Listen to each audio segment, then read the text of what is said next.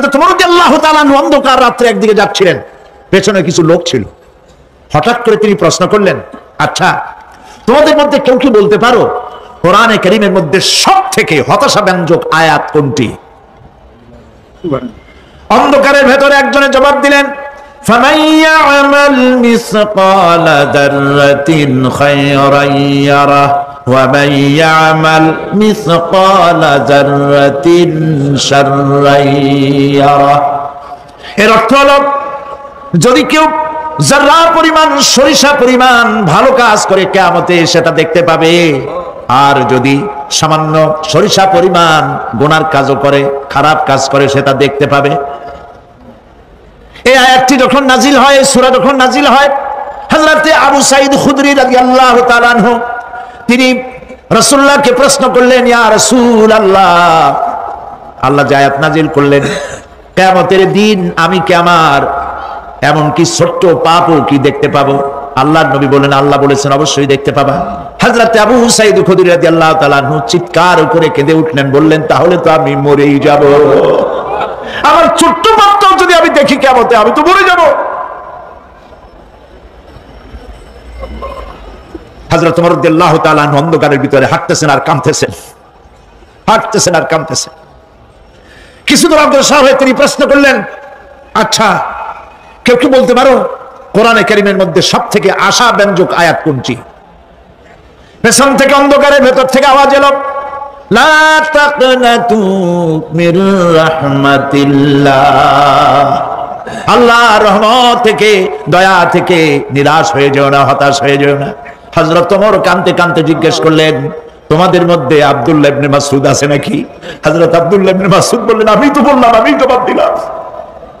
সুবহানাল্লাহ। রাইসুল মুফাসসিরিন হযরত আব্দুল্লাহ ইবনে মাসউদ রাদিয়াল্লাহু তাআলা আনহু, তার পা খুব ছোট ছিল। হাদিস শরীফে এসেছে সাহাবীরা তার পা দেখে একটু মুস্কি মুস্কি হাঁটতেছিল, এত ছোট পা। নবী করিম সাল্লাল্লাহু আলাইহি ওয়াসাল্লাম বললেন, আব্দুল্লাহ ইবনে মাসউদের পা ছোট দেখে হেসো না, কিয়ামতের দিন আব্দুল্লাহ ইবনে মাসউদের ছোট্ট পাটা উহুদ পাহাড়ের চাইতে ওজন বেশি হয়ে যাবে। সুবহানাল্লাহ, সুবহানাল্লাহ।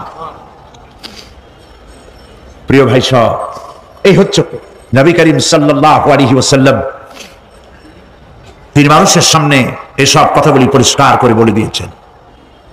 সেদিন কোনো উপায় থাকবে না, সেই কিয়ামতের মাঠ।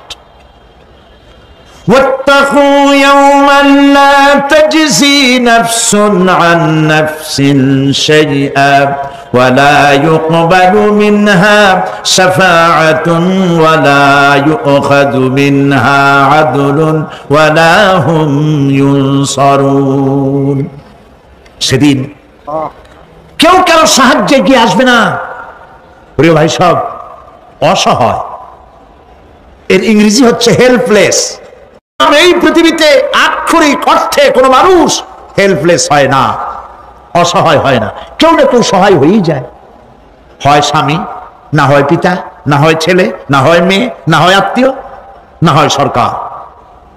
কেউ না কেউ সহায় হয়েই যায়। একেবারে হেল্পলেস এটা পৃথিবীতে হয় না। অসহায় কারে বলে? কিয়ামতের মাঠে মানুষ তা টের পাবে। আল্লাহ তাআলা কিয়ামতের দিন তুমি আমাদেরকে অসহায় করে দিও না। কিয়ামতের দিন তুমি আমাদের জন্য সহায় হয়ে যেও। আল্লাহ পাক বলছেন, সেদিন কি ভয় করো, যেদিন কেউ কারো সাহায্যে এগিয়ে আসবে না, কারো পক্ষে কোনো সুপারিশ গ্রহণ করা হবে না, কারো কাছ থেকে কোনো বিনিময় গ্রহণ করা হবে না, কাউকে কোনো সাহায্য করা হবে না। ইন্না লিল্লাহি ওয়া ইন্না ইলাইহি রাজিউন। আল্লাহ রাব্বুল আলামিন বলেন, লান তানফাকুম আরহামাকুম ওয়ালা আওলাদুকুম ইয়াউমাল কিয়ামা। কিয়ামতের দিন তোমাদের আত্মীয়-স্বজন, তোমাদের সন্তান সন্ততি তোমাদের জন্য কিছু মাত্র কাজে লাগবে না। ইয়াউমা ইয়াফিরুল মারউ মিন আখিহি ওয়া উম্মিহি ওয়া আবিহি ওয়া সাহিবাতিহি ওয়া বানিহি।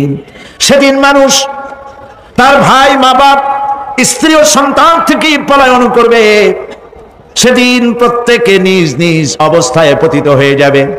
পিতা তার সন্তানকে পরিচয় দেবে না, মা তার সন্তানকে চিনবে না, সন্তান তার মাকে চিনবে না।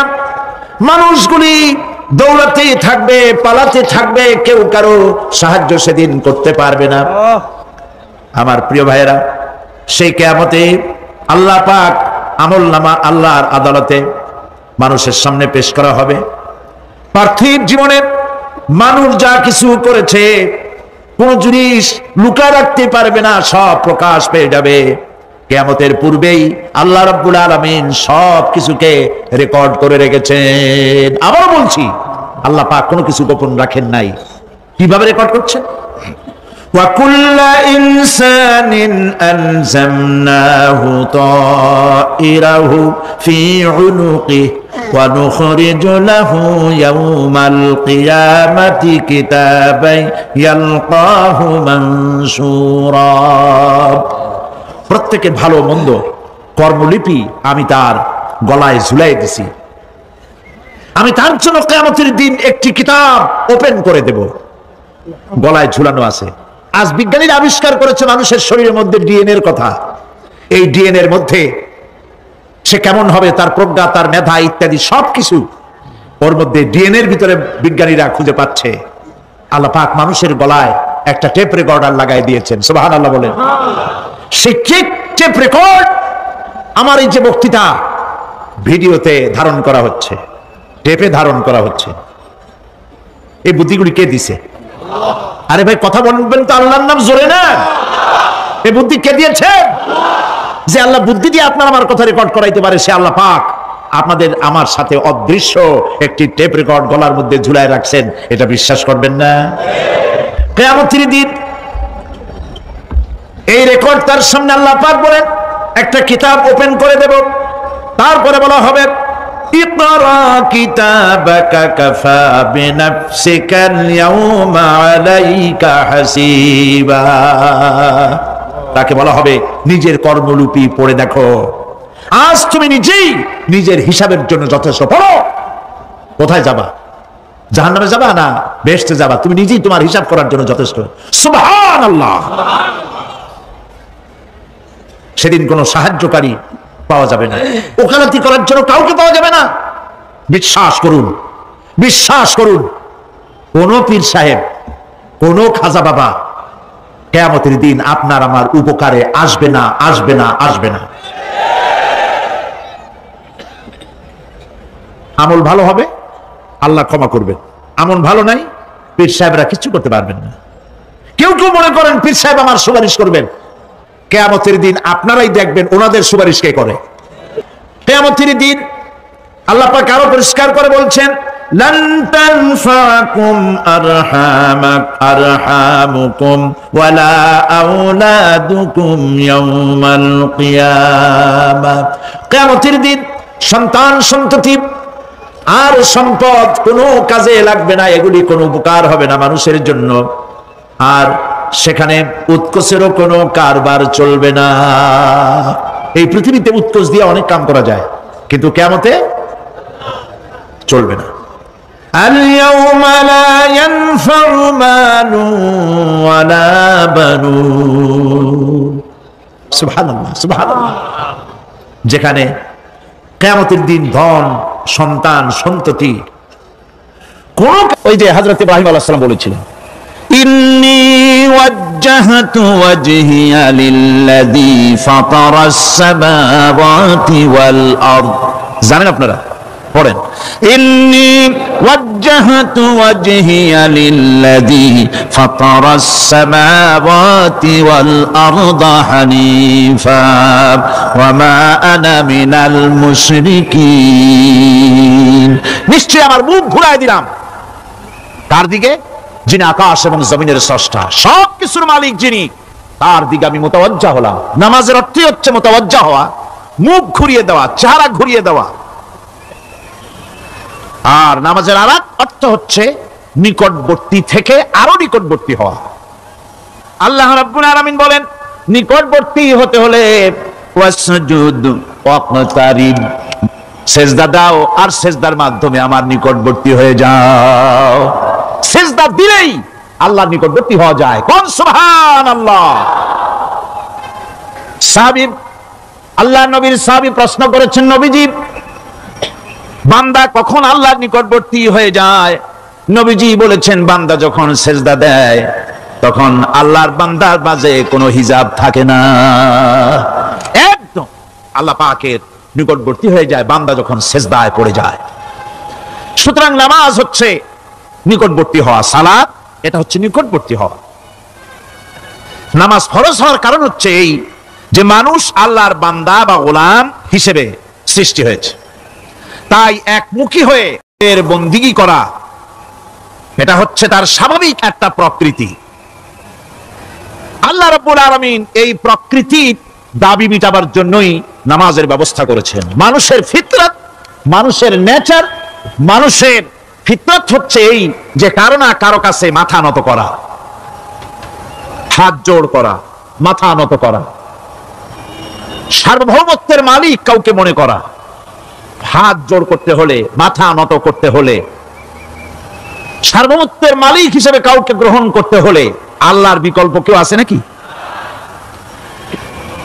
ইসলামের মূল দাওয়াতটা হলো ফিতরত অনুযায়ী দাওয়াত দেওয়া হয়েছে, মানুষ যেন মাথা নত করে, গোলামি করে। এজন্য আল্লাহ রাব্বুল আলামিন বলেছেন যে আমি মানুষ এবং জিনকে সৃষ্টি করেছি, তার কারণটাই হলো মা খালাকতুল জিন্না ওয়াল ইনসা ইল্লা লিয়াবুদুন। মানুষ আর জিন জাতিকে সৃষ্টি করা হয়েছে ইবাদতের জন্য, গোলামির জন্য। ইবাদত আর গোলামি এটাই করতে হবে, গোলামি করতে হবে, দাসত্ব করতে হবে। আর এই দাসত্ব, আল্লাহর আনুগত্যই গোলামির দাওয়াত দিয়েছেন দুনিয়ার সব নবীরা। কোন নবী বলেন নাই যে আমার গোলামি করো, কেউ বলেছেন?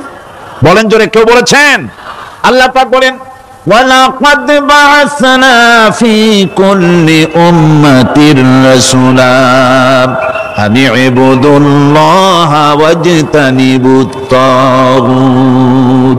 প্রত্যেক জাতির জন্য আমি রাসূল প্রেরণ করেছি, তারা মানুষকে দাওয়াত দিয়েছেন এই কথা বলে যে এক আল্লাহর গোলামি করো, তিনি ছাড়া কোনো ইলাহ নাই, আইনদাতা নাই, বিধানদাতা নাই, তার গোলামি, তার সামনে মাথা নত করে দাও।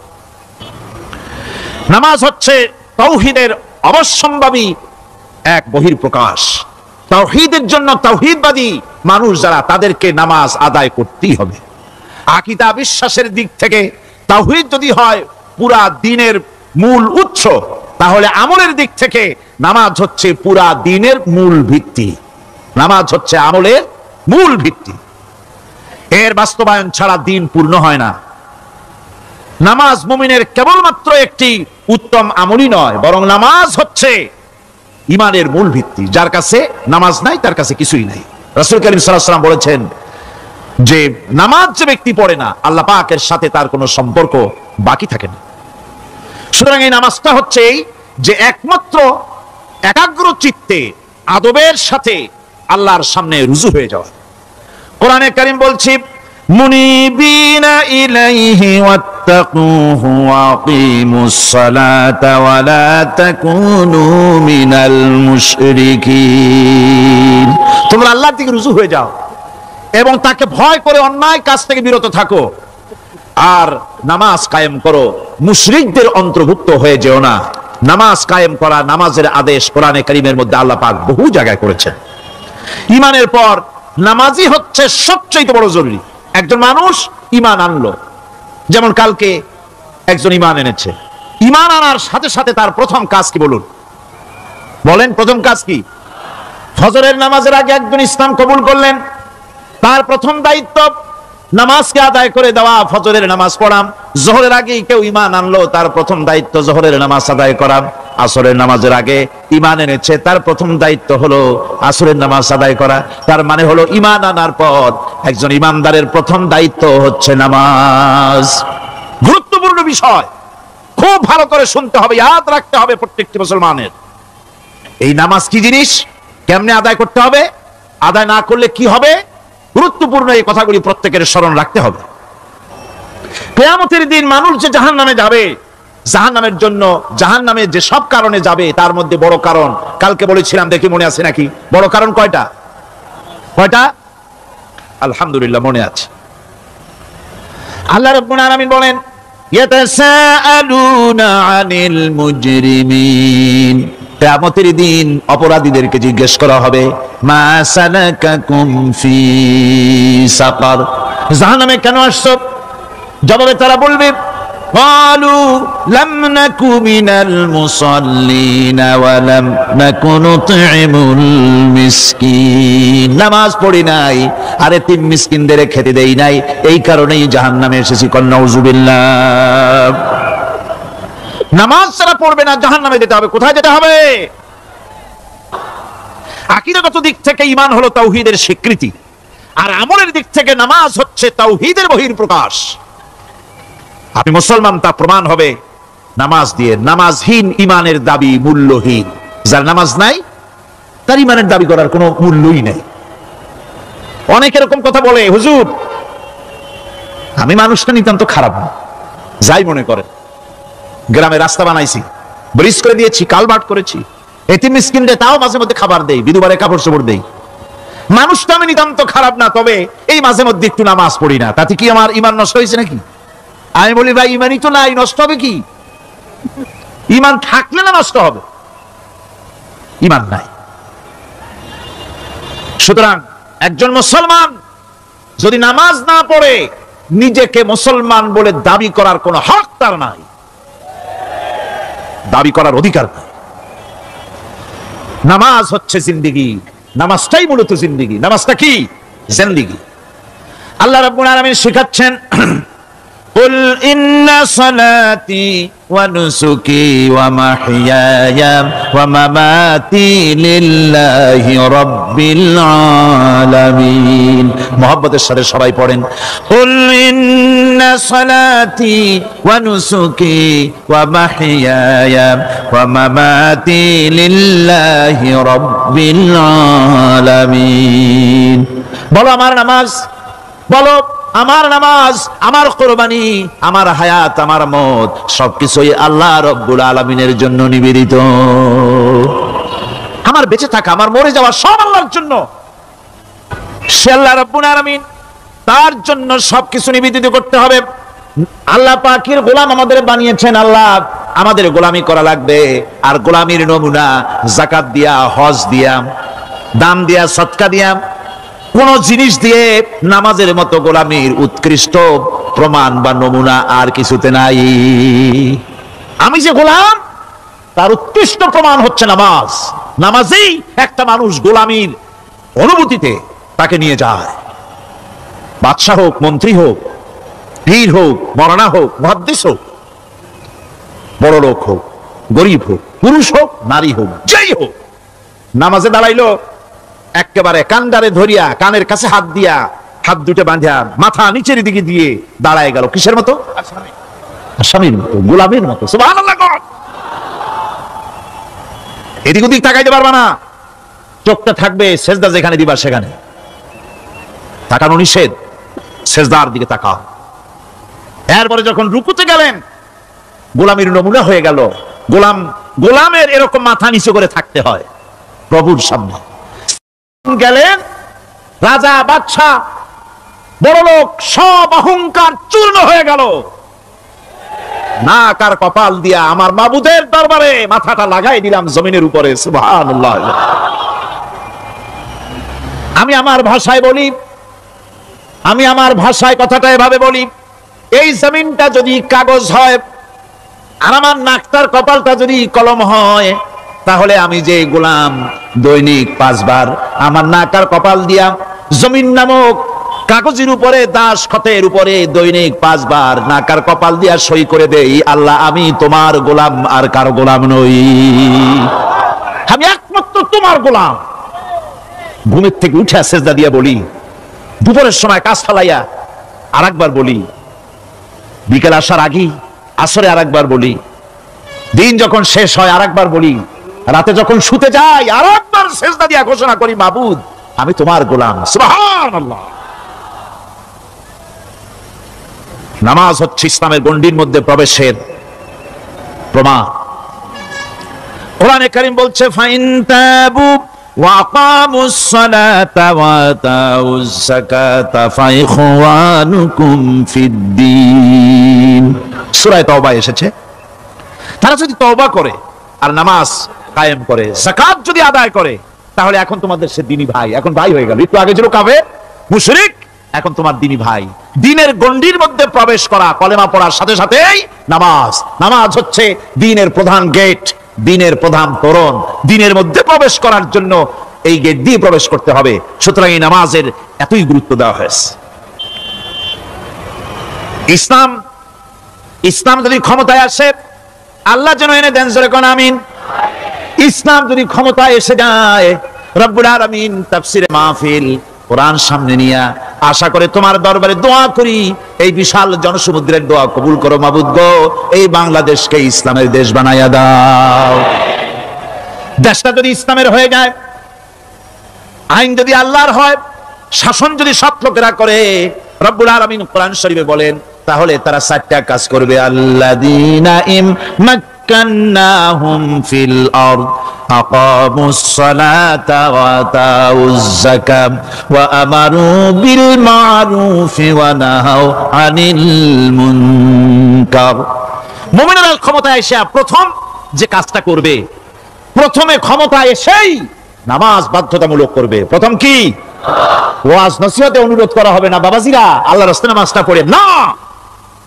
রেডিও এবং টেলিভিশনের মাধ্যমে রাষ্ট্রপ্রধান অর্ডার করে দিবেন, যারা আকেল বালিগ সকলের জন্য নামাজ বাধ্যতামূলক, নামাজ পড়তেই হবে। এটা অর্ডার। বেলা যখন 1টা বেজে যাবে, বেলা যখন 1টা বাজবে, সমস্ত মসজিদে আজান শুরু হয়ে যাবে। আজানের সাথে সাথে অফিস, আদালত, কল কারখানা, ক্ষেত খামার, শিক্ষাঙ্গন সব ডেডলক হয়ে যাবে। আধা ঘন্টার জন্য বন্ধ হয়ে যাবে। যারা মুসলমান অফিসে, কলেজে, ইউনিভার্সিটিতে, সর্বত্র তারা নামাজের জন্য প্রস্তুতি নেবেন। আধা ঘন্টার ভিতরে নামাজ আর খানা সেরে আবার কলেজ চলবে, বিশ্ববিদ্যালয় চলবে, কল চলবে, কারখানা চলবে, ক্যান্টনমেন্ট চলবে, সেক্রেটারিয়েট চলবে, সব আপন গতিতে চলতে থাকবে। আল্লাহর রহমত, বরকত আকাশ ফেরে নাজিল হয়ে যাবে।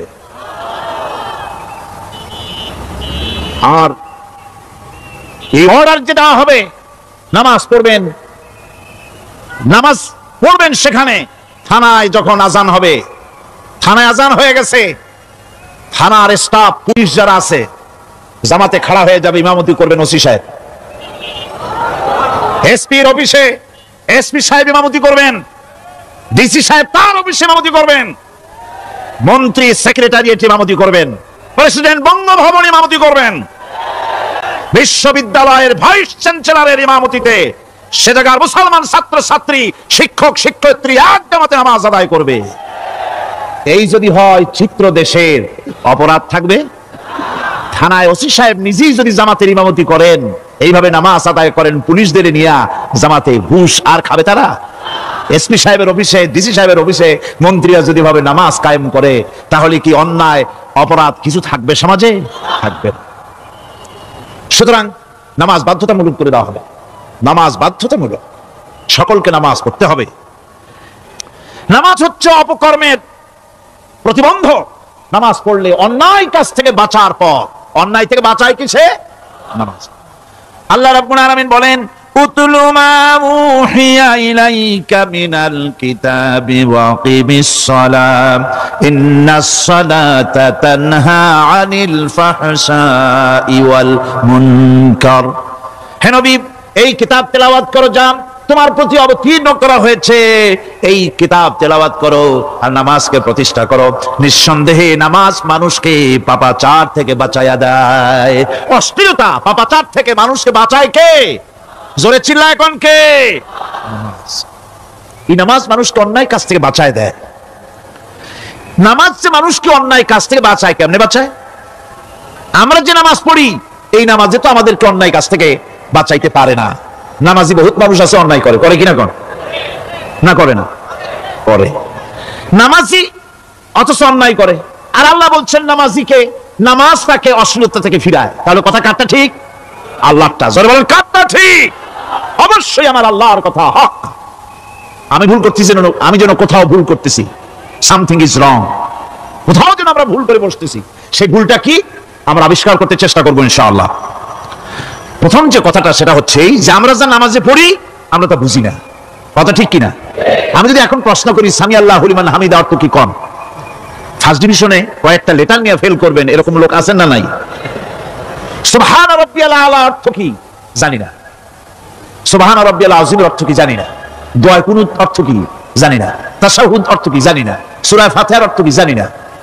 এমন কি উযুর মধ্যে কয়টা ফরজ তাও অনেকের জানা নাই। কথা কি বেশি বললাম না ঠিক বলছি? একজনে জিজ্ঞেস করলো, মিয়া উযুতে কয় ফরজ? কয় হুজুর কি মনে করেন এটা বুঝি জানি না, এটা তো সাধারণ ব্যাপার, বলেন না কয় ফরজ? কয় উযুতে তো 17 ফরজ। কি কি? কয় হাত ধোয়া, পাও ধোয়া, মুখ ধোয়া, নাক ধোয়া, চোখ ধোয়া, জিহ্বা ধোয়া, মাথা ধোয়া। বলতে বলতে গুণে দেখা গেল প্রায় 19টার মতো বলছে। বলা হলো, মিয়া বললেন আপনি উযুতে ফরজ 17টা, কইলেন আপনি 19টা। কয় হুজুর জানি আরো, বলি না আপনাদের ভয়তে। উযু জানে না, নামাজ জানে না, তাকেই নামাজ কেমনে ফিরাবে অন্যায় কাজ থেকে? কথা বুঝতে পেরেছেন? নামাজে আল্লাহু আকবার বললাম, এরপরে সানা পড়লাম, তারপরে সূরা ফাতিহা পড়লাম। সূরা ফাতিহার ভিতরে যে সমস্ত কথাগুলি বললাম সেই কথাগুলি বুঝি না, কি বলেছি তাও জানি না। এরপরে সুবহান রাব্বিয়াল আলা বলেছি, সুবহান রাব্বিয়াল আযীম বলেছি, সামি আল্লাহু লিমান হামিদা বলেছি, অর্থ কি জানি না। আল্লাহ তা শুনতে পান, যে ব্যক্তি আল্লাহর প্রশংসা করেন তিনি তা শুনতে পান। নামাজের মধ্যে আইডিয়া দেওয়া হচ্ছে, তুমি যে আল্লাহর জন্য নামাজ পড়তেছো, প্রশংসা করতেছো, এটা এমন নয় যে আল্লাহ পাক দেখছেন না বা শুনতেছেন না। তুমি যা বলতেছো, প্রশংসা করতেছো, আল্লাহ পাক তা শুনতে পাচ্ছেন। সামি আল্লাহু লিমান হামিদা, সুবহান রাব্বিয়াল আলা। আমি মহান সর্বশ্রেষ্ঠ আল্লাহ রাব্বুল আলামিনের পবিত্রতা ঘোষণা করছি, আমি তার প্রশংসা করছি। সূরা ফাতিহার কি আমরা বলি আপনারা ব্যাখ্যা দেখে বুঝে নিয়েন, সেগুলি আমি এখানে বলে বাকি কথা সব শেষ করতে পারবো না। নামাজে কি পড়েন সেটা যদি জানতেন, অবশ্যই আল্লাহ রাব্বুল আলামিনের কথা কার্যকরী হয়ে যেত। ইন্নাস সালাতা তানহা আনিল ফাহশাই ওয়াল মুনকার। নামাজ মানুষকে পাপের কাজ, অশ্লীলতা থেকে ফিরাতে পারে। আল্লাহ ইন্না বসাইছেন, নিশ্চয়ই, বেশক, অবশ্যই নামাজ পাপ থেকে ফিরাবে। কিন্তু কেমনে ফিরাবে নামাজ তো বুঝি না, নামাজ তো বুঝি না। খালি সেজদা দেয় জনমের মতো, আর সেজদা কি? নামাজে যদি দেখে ইমাম দেরি করতেছে, আত্মাহিয়াত পড়তে দেরি হয়ে যাচ্ছে, পিছন থেকে সিগন্যাল মারে, ঠিক কিনা? বেয়াদব, বেয়াদব। তোমার নামাজ, তোমার আত্মাহিত আগে শেষ হয়েছে, তাতে কি হয়েছে? চুপ করে বসে থাকো। ইমামকে কাশি দিয়া সতর্ক করার অধিকার তোমার নাই। যদি ইমামকে সতর্ক করার জন্য কাশি দিয়ে থাকো, তোমার নামাজ ফাসেদ হয়ে যাবে।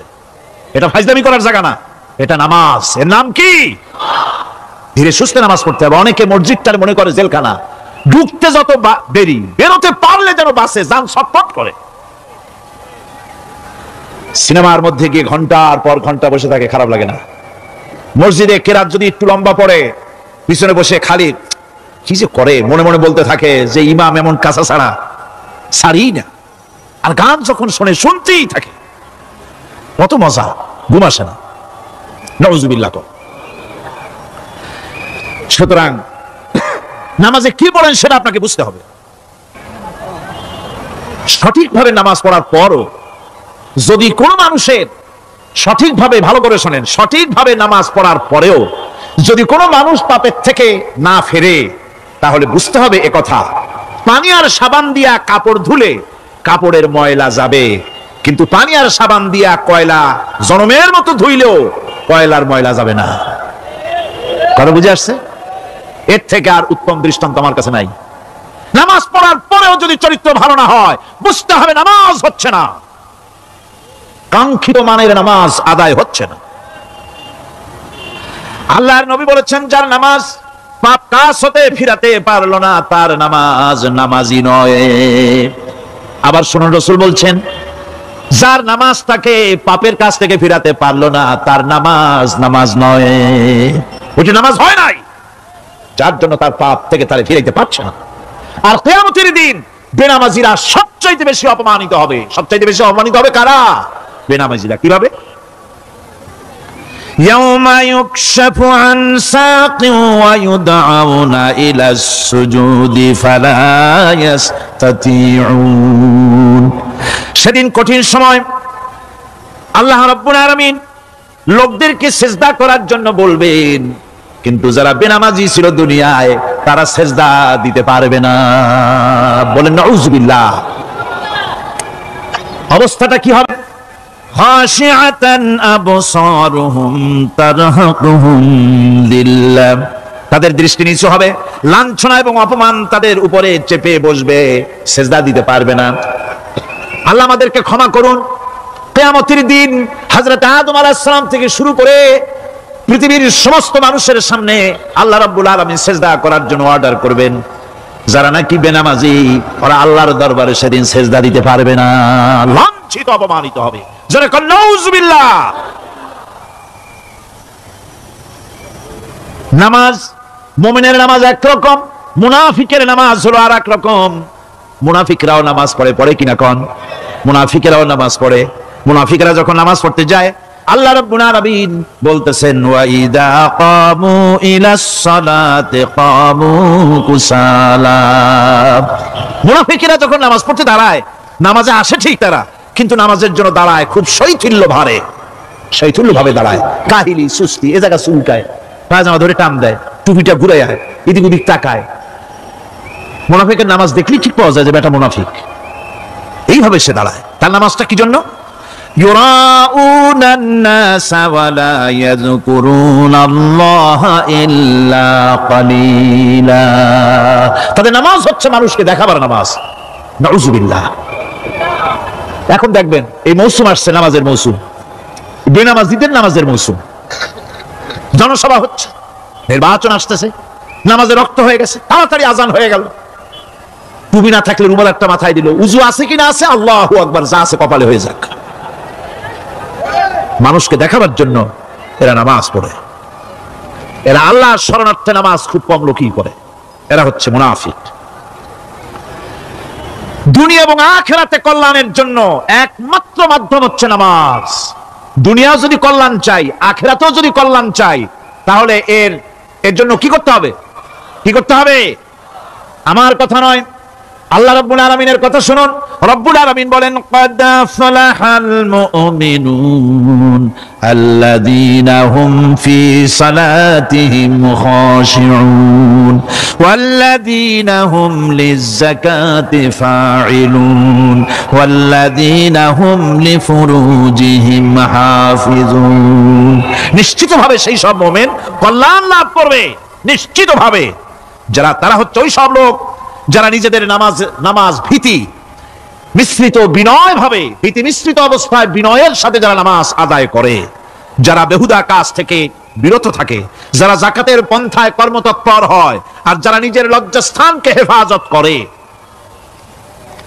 এরপরে আল্লাহ পাক বলেন ওয়াল্লাযীনা হুম লিআমানাতিহিম ওয়া আহদিহিম রাউন ওয়াল্লাযীনা আলা সালাওয়াতিহিম ইউহাফিজুন ওয়াল্লাযীনা আলা সালাতিহিম হাফিজুন। আর যারা তাদের আমানতকে পূর্ণ করে, আমানত এবং তাদের ওয়াদা চুক্তি পূর্ণ করে, এবং যারা নিজেদের নামাজ সমূহকে পূর্ণভাবে হক আদায় করে নামাজ পড়ে, নামাজের যারা হেফাজত করে, এরা কারা? এরা হচ্ছে উলাইকা হুমুল ওয়ারিসুন আল্লাযীনা ইয়ারিসুনাল ফিরদাউসা হুম ফিহা খালিদুন। এরা হচ্ছে সেই সব লোক, এরা উত্তরাধিকার হচ্ছে জান্নাতের উত্তরাধিকার, জান্নাতুল ফিরদাউসে আল্লাহ রাব্বুল আলামিন এই গুণ বিশিষ্ট লোকদের জন্য জায়গা করে দিবেন। জোরে কোন সুবহানাল্লাহ। নামাজকে পড়তে বলা হয় নাই, কোরআন শরীফে বলা হয়েছে নামাজ কায়েম করো। কি বলা হয়েছে? কন্ত দেখি, নামাজ কায়েম করো, নামাজ পড়ো। এই কথা কিন্তু কোরআন শরীফে কোনো জায়গায় আছে নাকি? এখন কায়েম করা কারে বলে? একটা গুরুত্বপূর্ণ আরেকটি বিষয়। নামাজ কায়েম করতে বলা হয়েছে। কায়েম কি? কায়েমটা হচ্ছে দৃষ্টান্ত স্বরূপ বলা যায় যে জিনিসটা সমাজে প্রতিষ্ঠিত আছে ওইটারে বলে কায়েম হওয়া, আর যেটা প্রতিষ্ঠিত নাই ওটা কায়েম নাই। কায়েম মানে হলো প্রতিষ্ঠিত থাকা। যেমন আমাদের দেশে, আমাদের সমাজে নারী, পুরুষ, শিশু, বৃদ্ধ সকলেই কাপড় পরা, শাড়ি পরা, লুঙ্গি পরা, এই কাপড় পরাটা কায়েম আছে, প্রতিষ্ঠিত আছে না নাই? যার কারণে কাপড় পরা সমাজে কায়েম আছে বলে উলঙ্গ মানুষ সমাজে খুঁজে পাওয়া যায় না, পাগল ছাড়া। ঠিক কিনা? একটা বাচ্চাকে যদি উলঙ্গ হতে বলেন এখানে, 5 বছর 6 বছরের একটা বাচ্চাকেও সে কিন্তু রাজি হবে না, ঠিক কিনা? যেহেতু কাপড় পরা সমাজে প্রতিষ্ঠিত আছে, সেহেতু উলঙ্গ মানুষ পাওয়া যায় না, কাপড় পরাটাই এখানে প্রতিষ্ঠিত। সুতরাং এখন অবস্থাটা এই হয়েছে, কাপড় পরা প্রতিষ্ঠিত আছে বলে কোন উলঙ্গ মানুষ এসে যদি এই মঞ্চে দাঁড়ায় আর বলে আমাকে একটু বক্তৃতা করতে দেন, আপনারা কি করবেন? মঞ্চে তো উঠতেই দিবেন না। উলঙ্গ মানুষ যদি কোনো চাকরি নিতে যায় ইন্টারভিউতে, তাকে লাইনে দাঁড়াইতে দেবে? দেবে না। এমন কি উলঙ্গ হয়ে যদি বাড়িতে প্রবেশ করে, তার বউ দূর দূর করে তাড়ায় দেবে, ঠিক কিনা? যেহেতু সমাজের ভিতরে কাপড় প্রতিষ্ঠিত আছে, সেই জন্য এই উলঙ্গ মানুষ পাওয়া যায় না। অনুরূপ ভাবে নামাজ যদি প্রতিষ্ঠিত হতো সমাজের ভিতরে, তাহলে বেনামাজি খুঁজে পাওয়া যেত না। চাকরি করতে গেলে সেখানে নামাজ মানদণ্ড হয়ে যেত, নামাজ পড়ে কিনা তা দেখে নেওয়া হতো। বেনামাজি লোক পাওয়াই যেত না যদি প্রতিষ্ঠিত থাকতো। প্রথম প্রশ্নই হতো তুমি নামাজ পড়ো কিনা। ইলেকশনে যদি একজন উলঙ্গ মানুষ এসে দাঁড়ায়, ভাইরা এবার আমার বোতল মার্কা বাক্স, উলঙ্গ মানুষ এসে ভোটে দাঁড়াইছে, আপনারা ভোট দিবেন? দিবেন। ওইটা কাপড় প্রতিষ্ঠিত আছে বলে, লুঙ্গি প্রতিষ্ঠিত সমাজে আছে বলে উলঙ্গ মানুষকে আপনি ভোট দিবেন না। নামাজ যদি প্রতিষ্ঠিত থাকতো সমাজে, বেনামাজি মানুষ যদি এসে মঞ্চে দাঁড়ায় যতই বলতো আমি ক্ষমতায় গেলে এই করব সেই করব, নামাজ প্রতিষ্ঠিত থাকলে পরে বেনামাজিরে কেউ ভোট দিত না। নামাজ যদি প্রতিষ্ঠিত থাকতো, তাহলে অফিসের অফিসার তো দূরের কথা, বেনামাজি অফিসের ঝাড়ুদারের চাকরিও তার কিসমতে যুক্ত না, যদি নামাজ প্রতিষ্ঠিত থাকতো। এর নাম হলো নামাজ কায়েম হওয়া। নামাজ কায়েম থাকলে এই অবস্থার সৃষ্টি হতো। এই জন্য আল্লাহ পাক বলেছেন নামাজকে কায়েম করতে হবে। নামাজ হবে সব ভালো কাজের মানদণ্ড। সমস্ত ভালো কাজের মানদণ্ড কি? নামাজ। নামাজ আমাদেরকে বড় রকমের শিক্ষা দেয়। কি শিক্ষা দেয়? নামাজ আমাদের শিখায় ঐক্য আর ভ্রাতৃত্ব। ভ্রাতৃত্বের আর ঐক্যের শিক্ষা দেয়। এক নেতার আনুগত্য করা শিখায়। জামাত যত বড় হোক, ইমাম হবে কয়জন?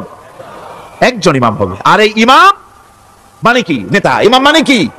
নেতা নির্বাচন শিখায় নামাজে। নেতা নির্বাচন কে শিখায়? নামাজ শিখায়। বোঝেন খুব ভালো করে। কিভাবে? মনে করুন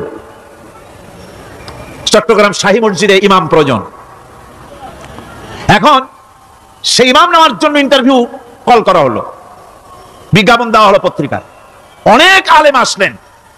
ইন্টারভিউ বোর্ডে যারা বসলেন, তারা ইন্টারভিউটা কিভাবে নেবেন? যার মাথার চুল লম্বা বেশি তার ইমামতি দেওয়া হবে। যার লুঙ্গিটা পায়ের গিরার তলে তারে দেওয়া হবে। যার মোষটা মুখের মধ্যে গিয়া ঢুকছে, হাসি দিলে বুঝাই যায় না হাসে না কান্দে, তারে দিবে। দাড়িগুলা কামাইছে তারে দেবে। সিগারেট খায়, বা অবশ্য চট্টগ্রাম আর সিলেটে সিগারেটের ফতোয়া ভিন্ন রকম। বরিশালে আমি যেখানে জন্মগ্রহণ করেছি, আমার এলাকায় কোন আলেম যদি সিগারেট খায়, মসজিদের ইমাম তো ভালো, মসজিদ ঝাড়ু দিতেও ঢুকতে দেবে না মসজিদে। এটা এই এলাকার এক রকমের কায়দা। আমি এটার ব্যাপারে কথা নাইবা বললাম। তো আপনারা খুঁজে দেখবেন সে সিনেমা দেখে নাকি, মিথ্যা কথা বলে নাকি, বউ পর্দায় থাকে নাকি। এগুলি মাইক্রোস্কোপ যন্ত্র দিয়ে ইমামের মাথা থেকে পা পর্যন্ত দেখবেন কিনা কন? আচ্ছা এবার কত দেখি এই ইমাম সাহেব ইমামতি করবে কতজন লোকের? 500, 1000। শাহী মসজিদে ধরেন 5000 লোক হইল। 5000 লোক, 5000 লোকের ইমাম নির্বাচনের সময় পা থেকে শুরু করে মাথা পর্যন্ত দেখেন, এমনকি বউ পর্যন্ত। বৌমনি আনিয়ে দেখেন না, পর্দায় থাকে কিনা এইটা আপনারা দেখেন, ঠিক কিনা? এই খবরটা নেন। 5000 লোকের একটা ইমাম বানাতে গিয়ে মাইক্রোস্কোপ যন্ত্র দিয়ে দেখেন মোষ কেমন, দাড়ি কেমন, চুল কেমন, পাও কেমন, হাত কেমন, হাতে নখ লম্বা কিনা, দাঁতে ছাতা কিনা, বউ পর্দায় থাকে কিনা, মিথ্যা কথা কয় কিনা, এত দেখেন। আর যখন নির্বাচন আসে, তখন 2.5 থেকে 3 লক্ষ মানুষের জন্য একজন এমপি নির্বাচিত হয়। সেই ইমামকে বাছাই করার জন্য নামাজ পড়ে কিনা, জিনাকার কিনা, মদখোর কিনা, সুদখোর কিনা, ঘুষখোর কিনা, বদমাশ কিনা, বাছাই করা হয় না।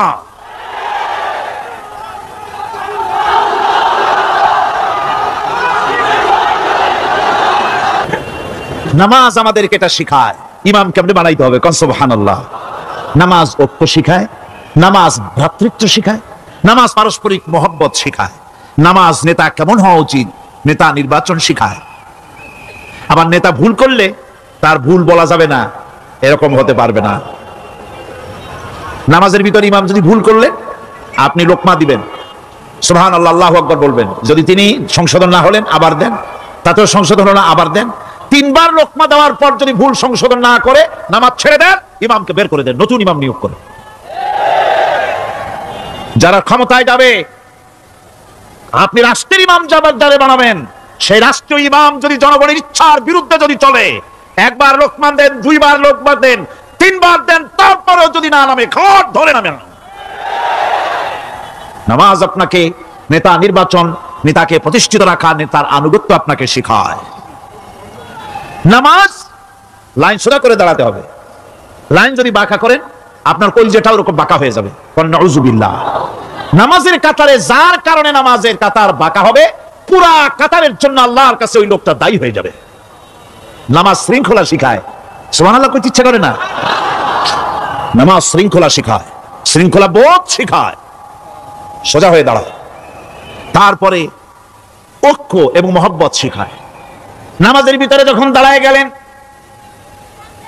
আমির দাঁড়ালো, ফকির দাঁড়ালো, মন্ত্রী দাঁড়ালো, তার ড্রাইভারও দাঁড়ায় গেল, একই কাতারে দাঁড়ায় গেছে। নামাজ পড়তে গিয়ে ড্রাইভারের পাও গিয়ে লেগেছে মন্ত্রীর গায়ে। নামাজ শেষ হওয়ার পর মন্ত্রীর বাবার ক্ষমতা নাই এ কথা বলার যে বেটা ড্রাইভার সলিমুদ্দি, তোর পাও লেগেছে আমার পায়ে, তোর চাকরি শুদ্ধা দোজখে পাঠায় দেব। পারবে বলতে? পারবে না। মিয়া মন্ত্রী সাহেব, এটা তোমার সেক্রেটারিয়েট না, এটা আল্লাহর ঘর। এটা কার ঘর? এক হি সাপ মে खड़े हो गए महमूद अयाज, एक ही सप में खड़े हो गए महमूद अयाज, न कोई बंदा रहा न कोई बंदा नवाज। एक ही কাতারে দাঁড়িয়ে গেছে সম্রাট মাহমুদ আর চাকর আয়াজ। এখন সম্রাট মাহমুদও নাই, চাকর আয়াজও নাই, সম্রাট আর চাকর দুজনই আল্লাহ পাকের গোলাম হয়ে গিয়েছে। তুমি মসজিদে এসেছো, তুমি আল্লাহর গোলাম। কার গোলাম? আল্লাহ পাকের গোলাম। এই জিনিস শিখায় নামাজ। নামাজ শিখায় মানুষের পাঞ্চুয়ালিটি, নিয়মানুবর্তিতা, সময়ের জ্ঞান শিখায় নামাজ। নামাজ মানুষকে কি শিখায়? আল্লাহ রাব্বুল আলামিন বলছেন, ইন্নাস সালাতা কানাত আলাল মুমিনিনা কিতাবাম মাওকুতা। নিঃসন্দেহে নামাজ মুমিনদের নিয়মানুবর্তিতার সাথে ফরজ করা হয়েছে, তাদের উপরে নিয়মানুবর্তিতার উপরেই, সময়ের উপরে নামাজকে ফরজ করা হয়েছে। আপনার আন্দাজ মতো আপনি পড়তে পারবেন না, সময় মতো পড়তে হবে, আল্লাহ লোকতে পড়তে হবে। আমার দেশের মসজিদগুলিতে ফজরের নামাজ পড়া হয় এমন সময় পূর্ব দিক ফর্সা হয়ে যায়। ইমাম সাহেব যদি ভুল করেন, নামাজ দোহরাবাদ যদি দোহরাতে যান, তাহলে সূর্য উদয় হয়ে যাবে, এমন অবস্থা। নামাজ এত দেরিতে পড়া হয়। প্রত্যেক ওয়াক্তের নামাজ আউয়াল ওয়াক্তে পড়ার জন্য রাসূল সাল্লাল্লাহু আলাইহি ওয়াসাল্লাম তাগিদ করেছেন। সময়ের দিকে লক্ষ্য রাখতে বলা হয়েছে। যেই জাতি, লক্ষ্য করুন, যে জাতি দৈনিক 5 বার টাইমলি, অক্তমত, সময় মতো নামাজ আদায় করতে হয়, দুর্ভাগ্যজনক সত্য, সেই জাতির কাছে সময়ের কোনো দাম নাই। সময়ের দাম নাই। 9টার গাড়ি কয়টায় আসবে? 9টার গাড়ি কয়টায় আসবে? একদিন দেখা গেল সত্যি 9টার সময় এসে গেছে। যাত্রীরা বলছে মাশাআল্লাহ, অন্তত একটা দিন তো 9টার সময় আসলো। স্টেশন মাস্টার বলছে না, খুশি হওয়ার কারণ নাই, আজকের না, এটা গতকালকেরটা। আমার আমেরিকার সফরের সময়, যে বাড়িতে আমি আমেরিকায় থাকি, কুইন্স এলাকায়, নিউ ইয়র্ক সিটিতে, সে বাড়িওয়ালা চাকরি করে। সে আমাকে বলল 10টি বছর আমি একটা ট্রেনে যাতায়াত করি। সে বলছে রাত 3:45টায় ট্রেনটা আসে, ওই ট্রেনে চড়ে সে তার কর্মস্থলে যায়। বলল 10টা বছর আমি এখানে আছি, 10 বছরের ভিতরে এই ট্রেনটা 1 মিনিটের জন্য এদিক ওদিক করলো না, ঠিক 3:45টায় এসে হাজির হয়ে গেছে। ঝড় হোক, বৃষ্টি হোক, স্নো পড়ুক, বরফ পড়ুক, টাইমলি চলতেছে। দুনিয়ায় ভিন্ন জাতিরা যে উন্নতি করে, তার পেছনে সময়ের জ্ঞান তাদের অনেক বেশি আমাদের থেকে। কথা ঠিক কিনা? আমাদের সময়ের জ্ঞান নাই, সময়ের কোনো মূল্য আমরা দেই না। 2টার সময় মিটিং হবে, মন্ত্রী সাহেব আসেন 5টার সময়, ঠিক কিনা? বক্তৃতার জন্য সময় দেওয়া হয়েছে 20 মিনিট, নাহমাদু ওয়া নুসাল্লি আলা কইয়া সুর দিয়া 35 মিনিট গেছে নাহমাদু কইতে কইতে। সময় 20 মিনিট, তার মনেই নেই। এই যে সময়ের জ্ঞান নাই, এটা ব্যর্থতা। নামাজ মানুষকে সময়ের জ্ঞান শিখায়। কোন আলহামদুলিল্লাহ। এই সময়ের জ্ঞান আমাদেরকে শিখতে হবে। এবার আমি আপনাদের সামনে বলতে চাই, আল্লাহর নবী জনাবে মুহাম্মদ রাসূলুল্লাহ সাল্লাল্লাহু আলাইহি ওয়াসাল্লাম নামাজের ব্যাপারে কি বলছেন? এতক্ষণ তো আল্লাহর কথা শোনালাম, কার কথা শোনাইছে? আমার আল্লাহর নবী বলেন, নবীকে প্রশ্ন করা হলো, ইয়া রাসূলুল্লাহ আইয়ু শাইইন আহাব্বু ইনদাল্লাহি ফিল ইসলাম, ইসলামের মধ্যে আল্লাহর কাছে কোন জিনিসটা বেশি প্রিয়? আল্লাহর কাছে ইসলামের কোন জিনিসটা বেশি প্রিয়?